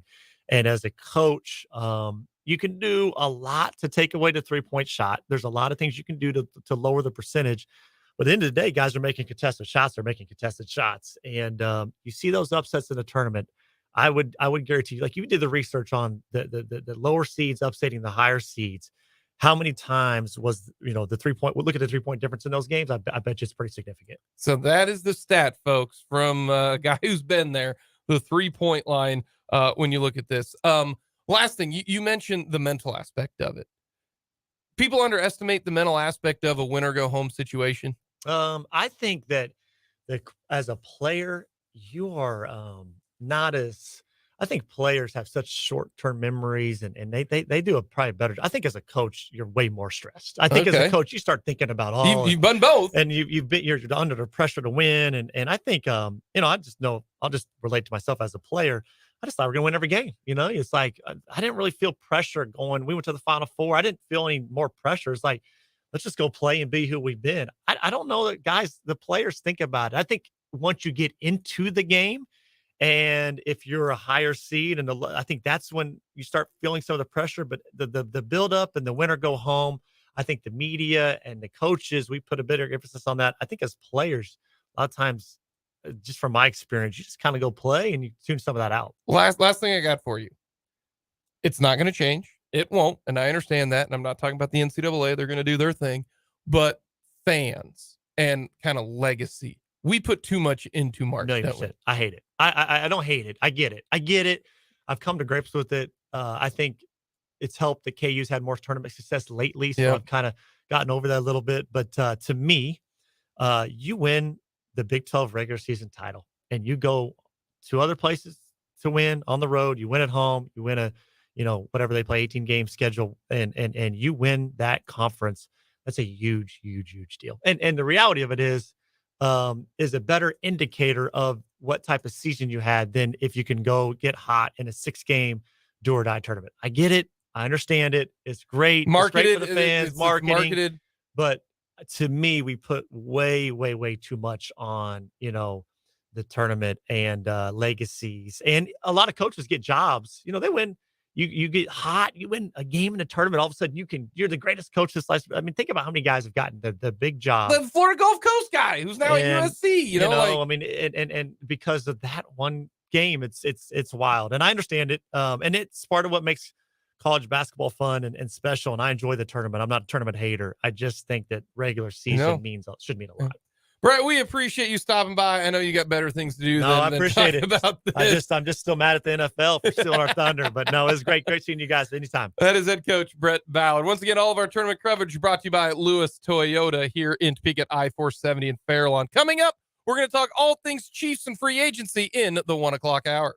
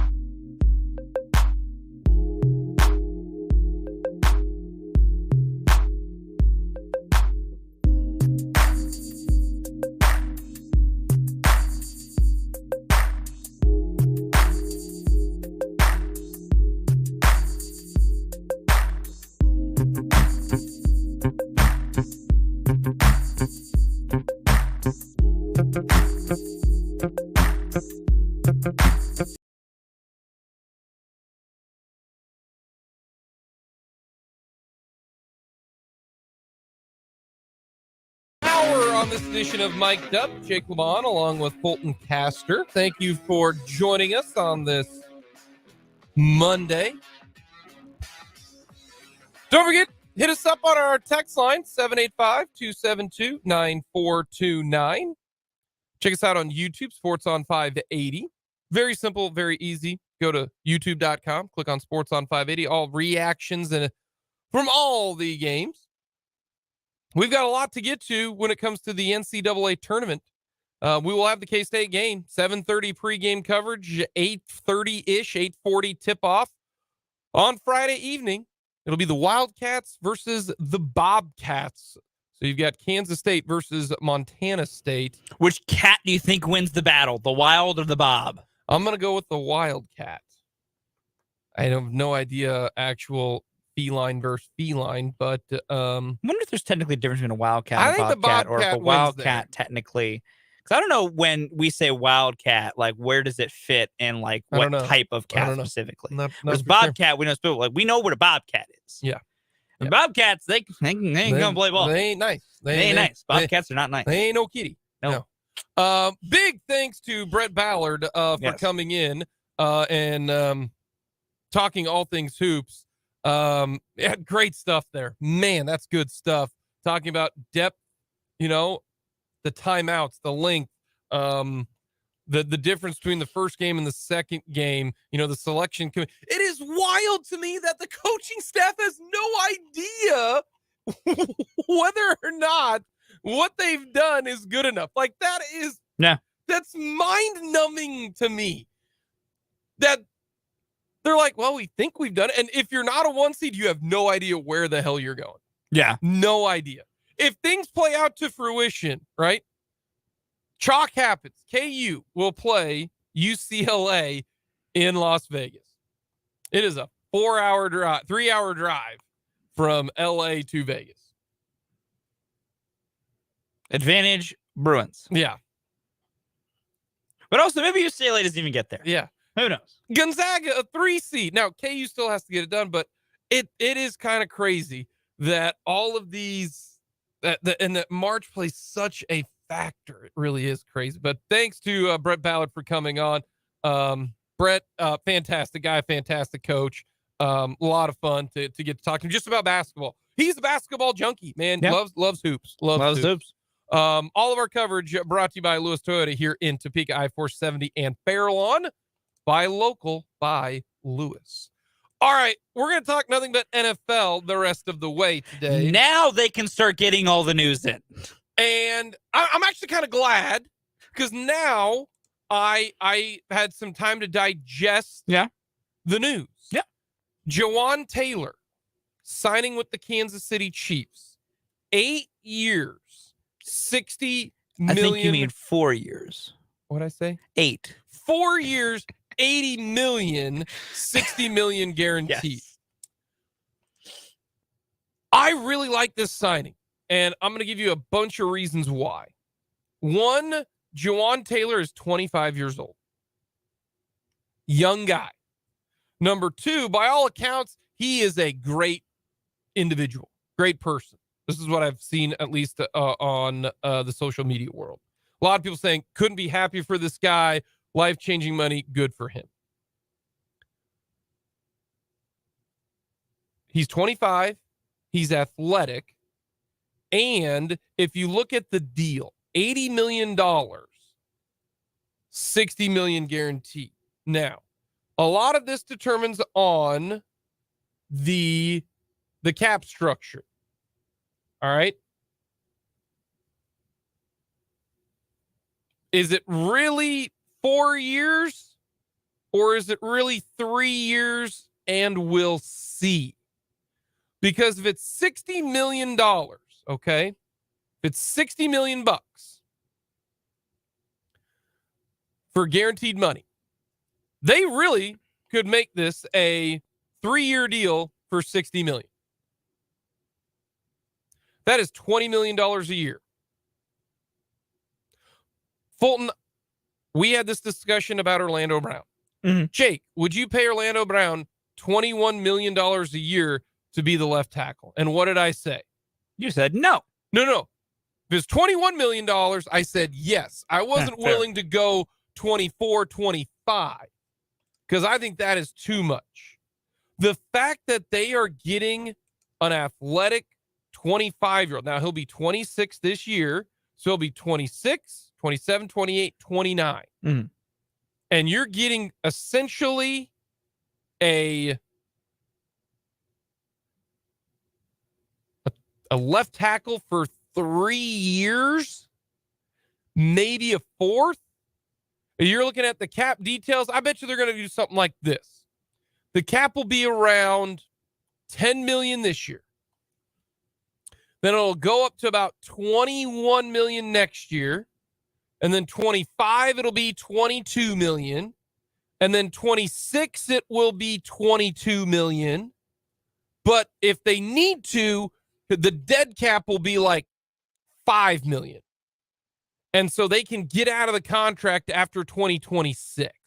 This is a 3-year, $60 million deal. And you could make it where it's $20 million every single year, 23, 24, 25, his salary cap. And you could move on after 2026. It won't be that specific. They'll move the money around. Excuse me.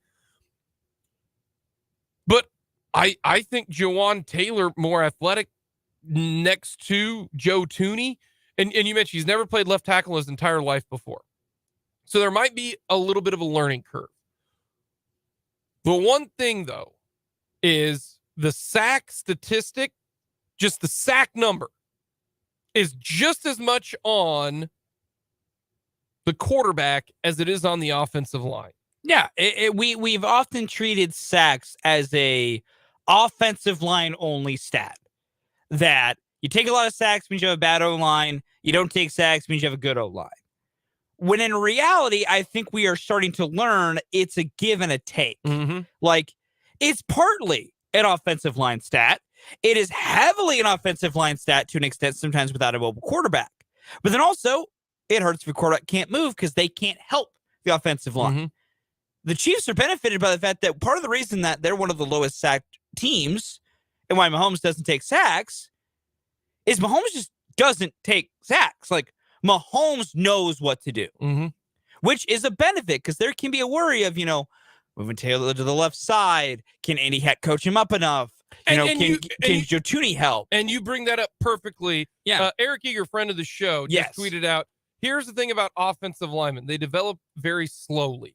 Jeff Schwartz, former offensive guard for the Kansas City Chiefs, said, very good football player. They also develop faster with better coaching. The Chiefs O-line coach is one of the best. If the Chiefs feel Taylor can play left tackle, they are to be trusted.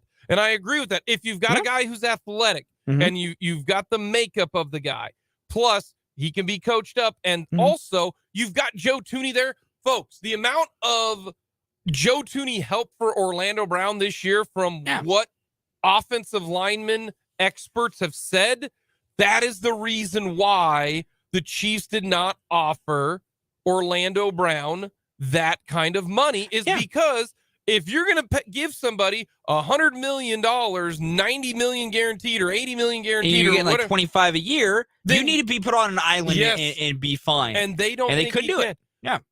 When we've talked about this, I said the goal is to get 80% of Orlando Brown for a third of the price. That is what I've said. I think they got 90%, or they might have a better left tackle now. It is not out of the realm of possibility to me that Jawan Taylor is a better left tackle than Orlando Brown, and they got him for less money. We'll have to wait and see what Orlando Brown signs for, but to me, 4 years, $80 million, 60 guaranteed. Would you rather have this contract, Fulton? Because they both played right tackles. Would you rather give up $80 million over 4 years, $60 million guaranteed? That's $60 million guaranteed. Would you rather have that or 5 years, $90 million with $50 million guaranteed? Forget about the 5 years, 87. Forget about the 4 for 80. Would you rather have Jawan Taylor at $60 million guaranteed or Mike McGlinchey at $50 million guaranteed Taking because Juwan Taylor at that every day of the week. every day of the damn week. Brett Veach has said he's had a plan, and I don't mind spending money. A lot of people right now, to me, in the Chiefs kingdom, are so obsessed with paying people top dollar. You can still pay top money at the offensive line position. It wasn't like I was against spending money on the offensive line. It was the particular player, and that is what Brendan and Dan even on 5E Sports have been saying. It's not you can't pay anyone. It's when you're in this position, and what good teams do is you make sure you're paying the right guys those figures. The problem wasn't Orlando Brown getting paid, period. It was the price tag at which Orlando Brown wanted to be paid. Juwan Taylor is worth $15 million a year. Like, that's correct. And so you get to pay 4 people. Yep. If you have a big cap hit for your quarterback, you can pay 3 other people. The Chiefs right now are choosing to pay Patrick Mahomes, Chris Jones, Joe Thuney, and Juwan Taylor. That's their big contracts. That is their big contracts.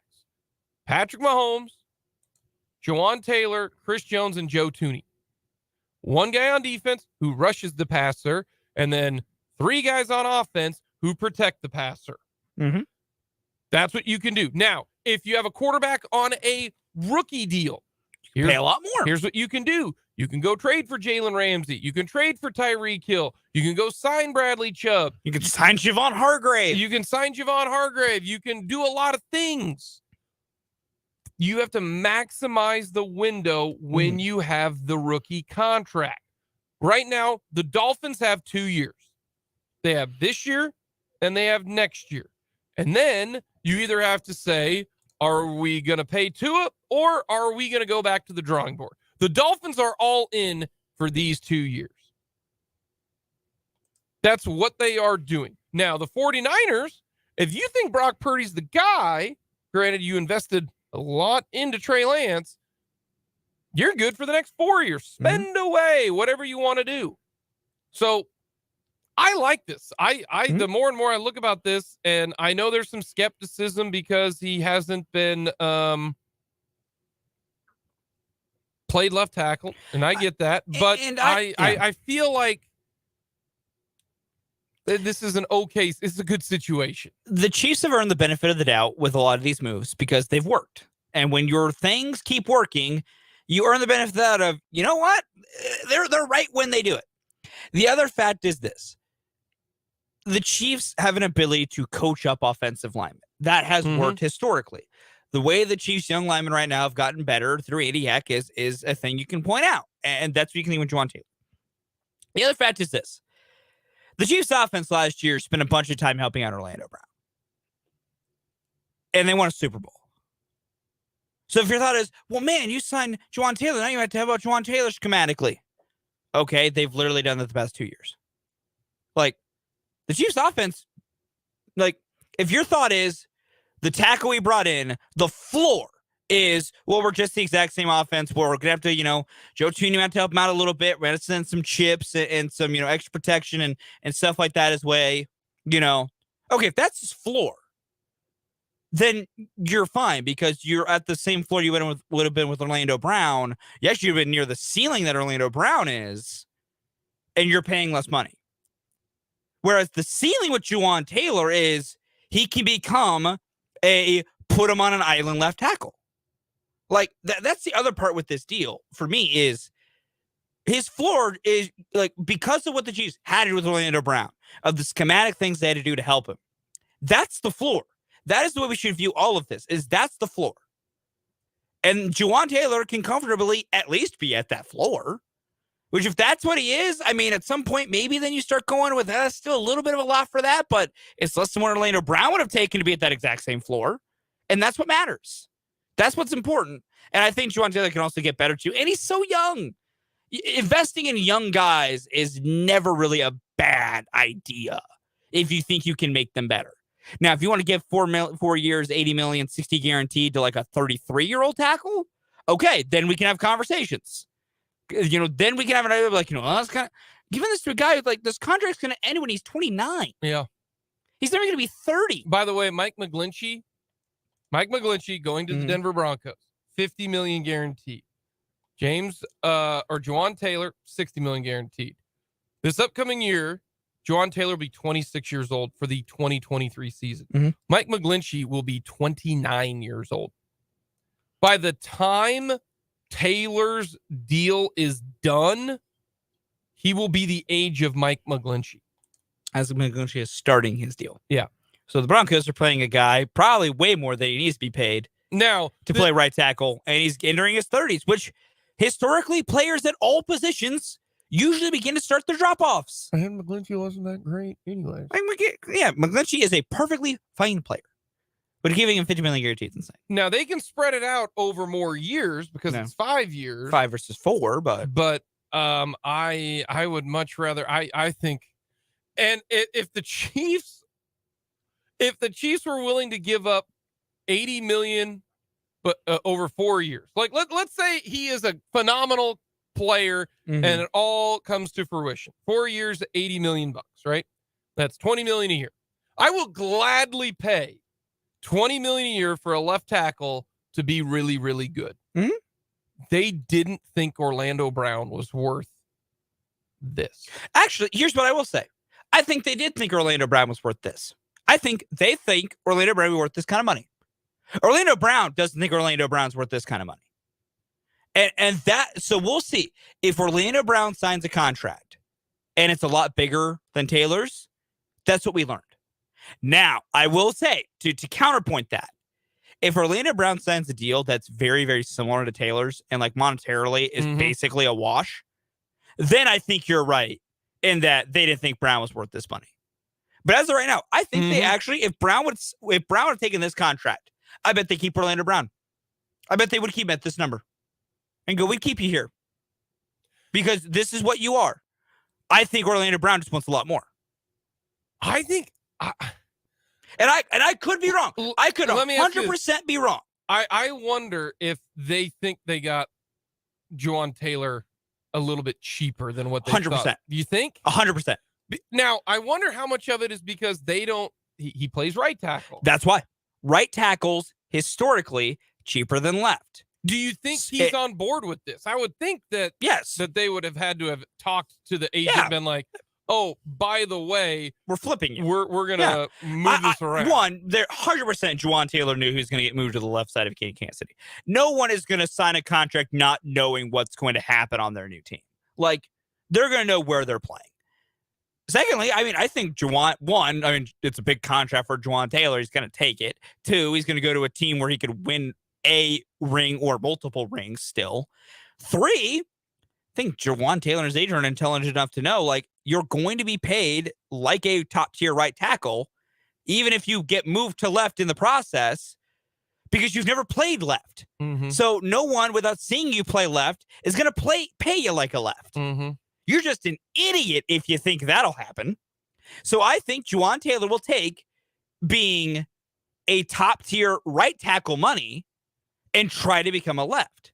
I think Juwan Taylor knows, 1, I'm making a lot of money. He got $60 million guaranteed. Juwan Taylor the next 4 years is making $60 million, and that ain't changing no matter what. Like, that's life-changing money for this kid. 2, he knows I could go to left tackle. I could ball out. I'm going to make $60 million on this deal, and I'm going to make even more on my next one. Because he'd be 29 years old, at possibly as a top-tier left tackle. He could make even a bigger bag. Like, Juwan Taylor's agent knew this was the plan. There's no way. Brad Veach goes, I'm going to sign you. We're going to get into that afterwards. It's all signed. He goes, oh, yeah, by the way, Juwan Taylor shows up to training camp, gets ready to go with the right tackles, go to the right side, and Andy Heck and Andy Reid are like, hey, what are you doing? Go to the left side. Like, that ain't happening. He knows what's going on. The other move that didn't involve the Chiefs, but it kind of does, Andrew Wiley is going to play for Eric Bieniemy for Washington. Good for him. Wiley signed a 3-year, $24 million deal. I don't know what the guarantees are yet. that matters. I have not seen that yet. By the way, at right tackle, Juwan Taylor gave up 21 pressures in 19 games last year, including the playoffs. 21. Okay, It's Good right barely tackle. over what a game. Yeah. Andrew Wiley, who he was certainly Serviceable. 54. Mhm. 54. So I don't know the guaranteed money. Yeah, we'll see what it is. I had mentions like 10 to 12. Guarantee half the contract. I'd have to imagine. Who knows? Maybe about 15. Yeah. Is it 2 years, 15 would be my guess. I can see it actually being a 215 deal. Like 324, but it's really 215 because the last year's some fluff. Let's see what happens. Yeah, I can see that. I think so. And I mean, that's $7 million a year for Andrew Wiley. That's right. not ridiculous. I wonder how much of this is the Chiefs now. They're set at left tackle. Yeah. So they are set at left tackle, and they are set at left guard, and they are set at center for the next this year and 2 more years. Or no, 1 more year, because this was 1 more year. Creed's Next second year is the final year of the contracts of Creed Humphrey and Trey Smith. 2024. Yes. Yeah. Yes. So 24. I We'll wonder. still figure out there. We'll see what happens I there. wonder if offensive lineman wise, they look to replace one of either Creed Humphrey or Trey Smith this year, or I think Lucas Niang is your right tackle. So here's what I'll say on the Chiefs think offensive line. Yeah. I think you're right. I think Lucas Niang would be preferred to play right. And I get there's a thought of, well, we haven't seen him play that much. He has injuries. You got to remember, before the injuries, he was good enough to be the starting right tackle. Like, he was going to start at right tackle, and then all his injuries started happening. So, like, if he's healthy, I think give him a shot. Point 2 is this. I think the Chiefs might draft an offensive lineman this year to play tackle or guard. I think the odd man out on contract is Trey Smith. Probably. And it comes down to how does Darian Kennard develop? Good. Because all of a sudden Darian Kennard plays well at guard. You extend Creed Humphrey. One of your new guards is Darian Kennard for Trey Smith to leave. And then in theory, when Joe Thuney's contract runs out, you swap Kennard to left guard. Whatever new guy you just drafted pops in on the right side as well. Like, the Chiefs, I think, have a good running system set for this offensive line. Mm-hmm. Understanding they can only pay so many. Like, I think Creed Humphrey is the next offensive line for the Chiefs to get paid. I think Creed's going to get a nice extension to keep being the center, to just keep that middle continuity. And Trey, unfortunately, is just being a victim of salary, unless Trey takes a really cheap deal relative to what he probably is going to deserve, which he could always do that. But I think the Chiefs draft an offensive lineman this year. I don't know if they'll use I'm now more convinced the first round, or before I was convinced the first round was going to be an offensive lineman. I don't think so. I'm leaning towards now it's going to be an edge pick. I think so too. I think they're going to go edge, and that's how they're going to address that, which, I mean, do that. Maybe grab an offensive line project in the second or third to keep adding to this rotating depth along the line. Because with Juwan, you're set at left tackle for 4 years. It may be longer depending on how he plays and what money looks like. Because, I mean, he's 29 when the deal runs out. You add another 3-year deal to it. You got your next left tackle for 7 years or something like that. And then you just need to figure out, and if Darian Kennard progresses, you have one of your 2 guards for the future. Because he can replace either Smith or Thuney. You extend Creed Humphrey, there's your center. If Niang plays even halfway decently, he'll be a cheaper right tackle option, even if you have to re-sign him again because he'll have such limited experience. They're kind of set. If as long as guys keep progressing and play at their level, you're actually really looking pretty for the Chiefs. And hell, at the absolute worst, Nick Allegretti play backup guard for a little while longer. Well, they got to sign. He's a free agent. I know. Yeah. That's where got to get back in the door, but yeah, that's where I think they'll draft. No. They'll draft another offensive lineman. Yes, an offensive lineman's coming to Kansas City in the draft. I think the I first. just don't know where it's going to be now. Within the first 4 rounds. I think it's within the first 3. I think one of their first, second, or third picks is in line. I think they might do I think they might go instead of corner. I think their first 3 picks will be in some way this order: O-line, wide receiver, edge rusher. I'm with you on that. 1, 2, 3. how they do it. Maybe it's kind of up to them. And Brett always says the board is what let's speak to him. Yeah, gotta let the board talk. But I'm with you. I think 100% that's what they're going to do because those 3 positions don't need immediate starters, but they need help. Yep. Well, Edge needs another starter, but free agency has a long way to go till we know what's going to happen. But so there are some reports that the Jets and the Packers have agreed to trade Aaron Rodgers. We're just awaiting the numbers because you've got Garrett Wilson, wide receiver for the Jets, and Sauce Gardner, corner for the Jets, both tweeted out, "I'm so happy right now." So the trade has happened. The question is, and the Packers have moved on from Aaron Rodgers. The question is, what's the compensation and how much is the money? Because they had to rework, the Packers and Rodgers had to rework their deal in order for this to occur because his dead cap's like $60 million. You had to redo this. And so the Jets are going to get Rodgers. The Packers are going to get who? Something. And what was the restructure for the Packers? And then what is the amount of money that the Jets are signing Rodgers? I have no idea. Fascinating. I have no idea because Rodgers might only play 1 more year. Yeah. He might play 2 more years. What do you give up for a guy who might play 1 year? And the Jets, congrats, Jets. You got Aaron Rodgers. Now at this time next year, you're going to be wondering what's he going to want to do? Because he's going to go through this every single year. Do I want to play? Do I not want to play? And the Jets are going to have to deal with it. So a lot of this comes with a lot of drama.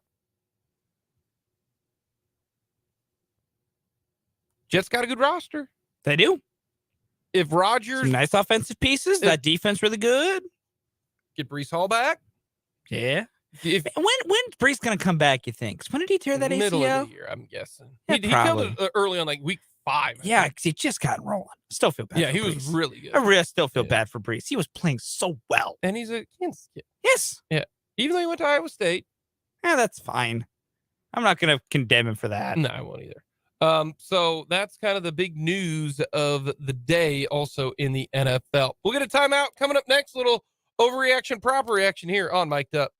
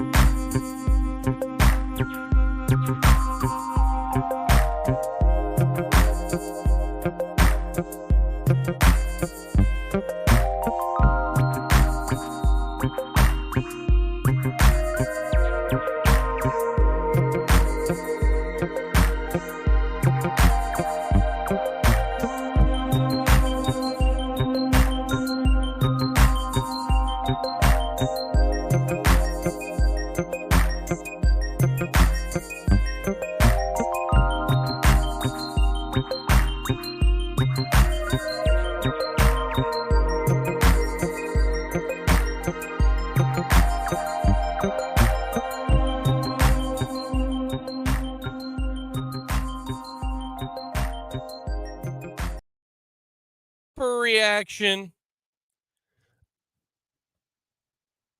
First up, Fulton. Trading for Jalen Ramsey will put the Dolphins over the top and get them in conversation with the Chiefs, Bengals, and Bills in the AFC. Overreaction. Complete overreaction. Explanation. When you look at the Dolphins last year, and part of the reasons they wouldn't succeed was never really that, they were getting burned by wide receivers on the defensive end. When the Dolphins were starting to have issues and started losing some games, was it ever because they were not stopping teams from scoring? No. They started losing games and having issues because their offense got figured out and they stopped scoring points, period, and that they weren't, finding ways to keep the rhythm going. And this is completely, disregarding and not pointing out Tua's injury history. That's its own thing at this point. So is it more so about Tua and his health than anything else? That's part of it. Tua's health is important. And what happens there is important because I think Tua did start taking some steps forward last year. I still think there's some different things to do, and I'm not fully bought in on Tua as a guy. I'm like Brendan. I'm not part of Tuanon, but I think there's something there. The other fact was simple. Like, even when they had Tua, that offense started getting stalled out when defenders were just like, all right, we're just going to get real physical. We're just going to jam the crap out of Waddle and Hill on the outside. And it threw everything off. And it started where the Jets couldn't score, where the Dolphins couldn't score anymore. Like, is Jalen Ramsey on the Dolphins making them a better team? Yes. You add a really good corner, your team is now better. But is that the side of the ball where they needed all the work? No. Now, I think they could possibly fix their offensive things schematically. Mm-hmm.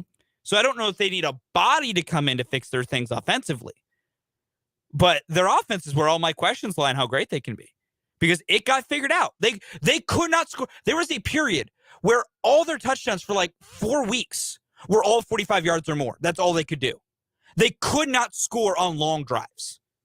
The only way they scored was Tua trucking a ball to Waddle or Hill, which works, is what they should do.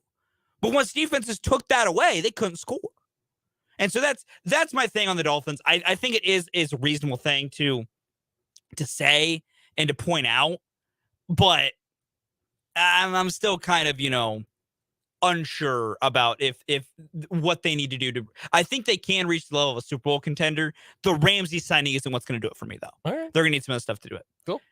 Overreaction, proper reaction. The Raiders signing Jimmy Garoppolo means that they are going to draft a rookie quarterback to study under him for a year.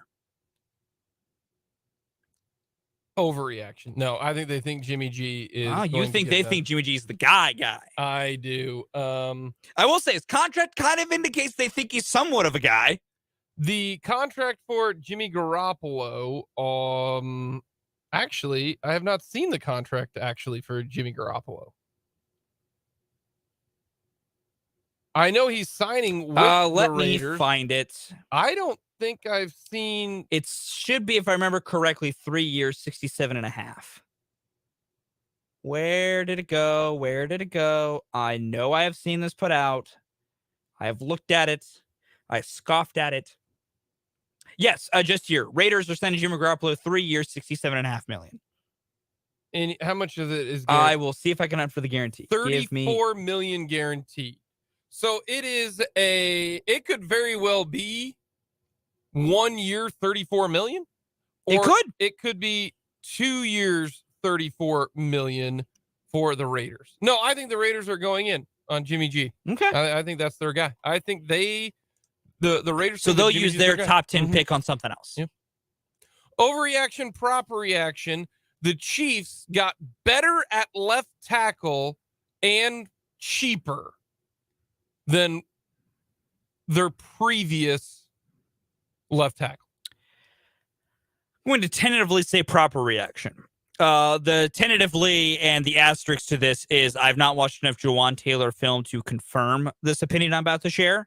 I think Jawan Taylor is going to be a better left tackle than Orlando Brown. I think he's going to be a bit more athletic and fluid to where he's not going to have the deficiencies in pass protection that Brown would occasionally have. I think the different way that Taylor wins, I think, will overall make the Chiefs' offensive line better. So I do think that they did get better at left tackle, and they undoubtedly got cheaper. Until I see that Orlando Brown has signed a deal that is comparatively or cheaper than Juwan Taylor's, I will do nothing but believe Brown's going to get paid a lot more than Juwan Taylor. So tentatively, I do think that is the proper reaction. I truly think it is, because Taylor's young, athletic. I mean, we talked about it, 21 pressures allowed in 19 games at right tackle last year. Like, one of the highest graded pass protectors in the NFL the past few years. So I'd have to believe he's not going to get dramatically worse on the other side, especially because the NFL is not into the pure mode of like best guy versus left tackle. Like they move pass rushers around nowadays. So I would have to believe, it'll be figured out. Last one for you. We're going to switch to some baseball here. Overreaction, proper reaction. The Royals winning everything in spring training means they're winning 82 games. Okay. I just wanted to have some fun with that one. Overreaction. I'll be honest. I truly just wanted to have some fun with that one. You ready for this, Fulton? Yes. Because I can't make that joke. What's the like? This is my own. I got to get these jokes in while I can. Hold on a second. Strike while the iron's hot. Also, I will point out, though, the Royals minor leaguers are beating up on Jacob deGrom today. Here's the thing, and I'm upset at myself right now. Yes, Jake. Fulton? Yes, Jake. I have made so much money off the Royals and spring training. We joked that the very first game of the year, we bet both on the Royals. We did. $5 to win game one. They did. And I felt so stupid, but they won. We won money. Fulton, I'm not going to lie to you. The Royals have won 4 games in a row. Yeah. Have you bet on all 4 of these? I've bet on every damn one have of them. you rolled the winnings every time? Or no, are you doing, okay. No, I have been a, what do you call it? Coward? No. That was mean. I'm sorry. That was mean. Yeah, that was mean. 15. That's 15. That's 15. I'll take it. That's 15. That's 15. They've won 5 in a row. Yeah. Or 6 in a row. Beg your pardon. They're on a heater. And I have bet them the last 4 games. And so I have made money betting on spring training baseball because the Royals are an absolute buzzsaw. They're a machine. They even won a game 1-0. They're a machine. And so, no, it has nothing to do with it, but I have made... I bet $10 on every game. Oh my! You're up by a lot at this point. I'm up $50 because the Royals were plus money on some of these. Like they play at 3:00 today. Can I bet on the Royals today? Because if they are, I'm riding on the Royals. If they can, I'm hopping back in with you. I haven't hopped in since that first game. You can't bet on them today. Oh, we hate to see it. Oh no, it's because they're off today. It's tomorrow. They play. They play the Mariners tomorrow. Okay. But like the last 3 games, the Royals have been plus money. They were plus 160. So I have made close to $50 off the Royals.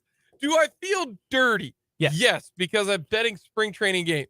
But the Royals are an absolute They're a wagon. juggernaut. They are a wagon. And I am going to bet on the Royals until Jake is riding this train till the wheels come flying off and it derails. Ride her till she bucks you, or don't ride her at all. I am riding with the Royals because I've won 4 straight. Holy cow, that's hysterical. The Royals, no, it's overreaction. It don't mean anything. It doesn't mean squat. I needed it. I got to get these off while I can. The Royals because something's gonna happen where I can't get these off anymore. The Royals are 4 games up on the Dodgers. That's incredible. Royals, great franchise. Dodgers, poverty. Just not as we all know. Not any good. Coming up next, we'll get into a little hoops and some, who knows? There might be some NFL news we all have to talk about. We'll get to that all coming up to finish off this 2:00 hour.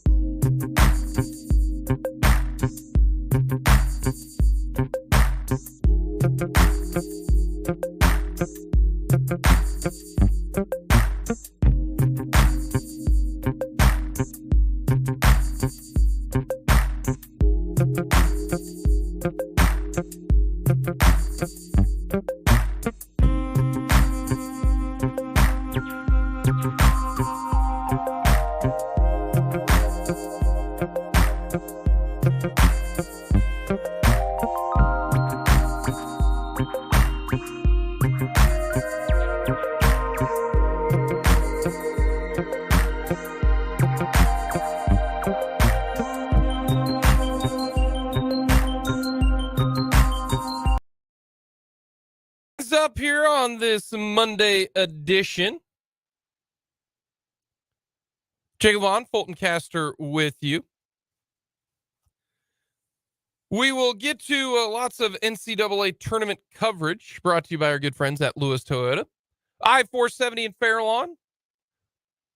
Buy local, buy Lewis. You can get an oil change for under an hour at Lewis Toyota here in the capital city. KU had no idea that they were going to go out to Vegas. That's incredibly wild to me. On our text line, K-State got hosed. Here's the thing. I don't think a 3 seed can ever get hosed. And the reason why is you're a 3 seed. A 1 seed and a 2 seed. To me, the NCAA tournament committee, their job is to get the 1 seed and the 2 seeds correct. Mm-hmm. That is their job. Yeah.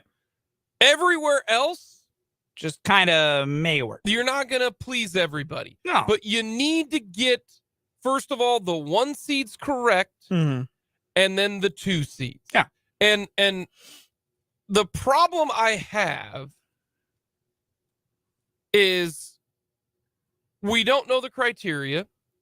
And 2, you talk out both of the ends when you say stuff like quad 1 and quad 2 wins. Quad 1 wins are completely different than quad 2. That's the difference between the 30th best team in Ken Palm and the 75th. 75th is the, and this is going by. And this is a great example. This is a great example. Indiana and Auburn are 29 and 30. Yeah. Okay. Two pretty good teams. The 75th team didn't even make the tournament. In fact, the 74th team in Ken Palm and the 73rd team in Ken Palm are 12 and 13 seeds. So you're telling me that playing BYU and Iona is the same as playing Indiana and Wisconsin. And I just want to add, that's beating those teams at home. Yes. You go to the road, Quad 2 expands to top 100 teams on the road. You know, That's like my problem. beating Indiana State on the road. Yeah. Like, that's the point we're trying to make here. Or San Francisco. Shout out Bill Russell's alma mater. Shout out the Dons. So that is mind-blowing to me that the committee said, well, they were 15-2 against Quad 1 and Quad 2. You can't lump those together, because then I can say this. Houston's schedule, they played 17 games against Quad 3 and Quad 4 teams. Half their schedule. And I'm not saying Houston's a bad team. No, but they're a really good team. Houston, against half their competition, were probably favored by 18 points or more. I'm not kidding you. I am not kidding you. Yeah. And they're like, yeah, no big deal. And they lost the Quad 3. You shouldn't get the Midwest if you lost to that game right there. I bet if you look it up, what was Houston favored by over Temple? Over Temple? I do not know. I bet it was 15 points. I can tell you Temple finished 118th in the Ken Palm. That is mind-blowing. But no, K-State did not get screwed. K-State deserved what they got. If you would have beat TCU, I think they would have been over Baylor. The only thing I will, like, K-State, if they wanted to complain about the fact that Baylor is a higher on the line 3 seed than them because they beat Baylor twice head-to-head, I get that. That's a legitimate gripe. Yep. It truly is. But Baylor played a tougher non-conference schedule. Way tougher. Baylor has a win over Gonzaga. Like, they got to win over Gonzaga, and they got to win over. Did they beat UCLA? I think so. Either way, like, so I get it. I get where it is. So, like, K-State fans, I get a level of being upset about you going to Greensboro and all that. I truly do. I get it. It's just less of a gripe because of other factors. And I will say, Jerome Tang couldn't really control much of his non-con. That's pretty much decided before he gets here. Mm-hmm. But yeah, they beat UCLA. They played Virginia, UCLA, Gonzaga, and Marquette, and they went 2-2. That helps Baylor when it comes down to the real nitty gritty. Yes, but when you're like, they went out the same time. Yes, K-State has head-to-head wins. Now they had but Baylor's got the others. They had the same record in the Big 12. They did. So that it comes down to those nitty-gritty points. If they would have beat TCU, yes, they would have been above Baylor and would be going to Denver probably. I think so. I agree. Because Baylor lost to Iowa State in the first round or quarterfinals in the Big 12 tournament. K-State lost to TCU. If you beat TCU, I think there's a chance they would have gone to Denver. I do. Coming up next, we'll wrap things up with the mic drop.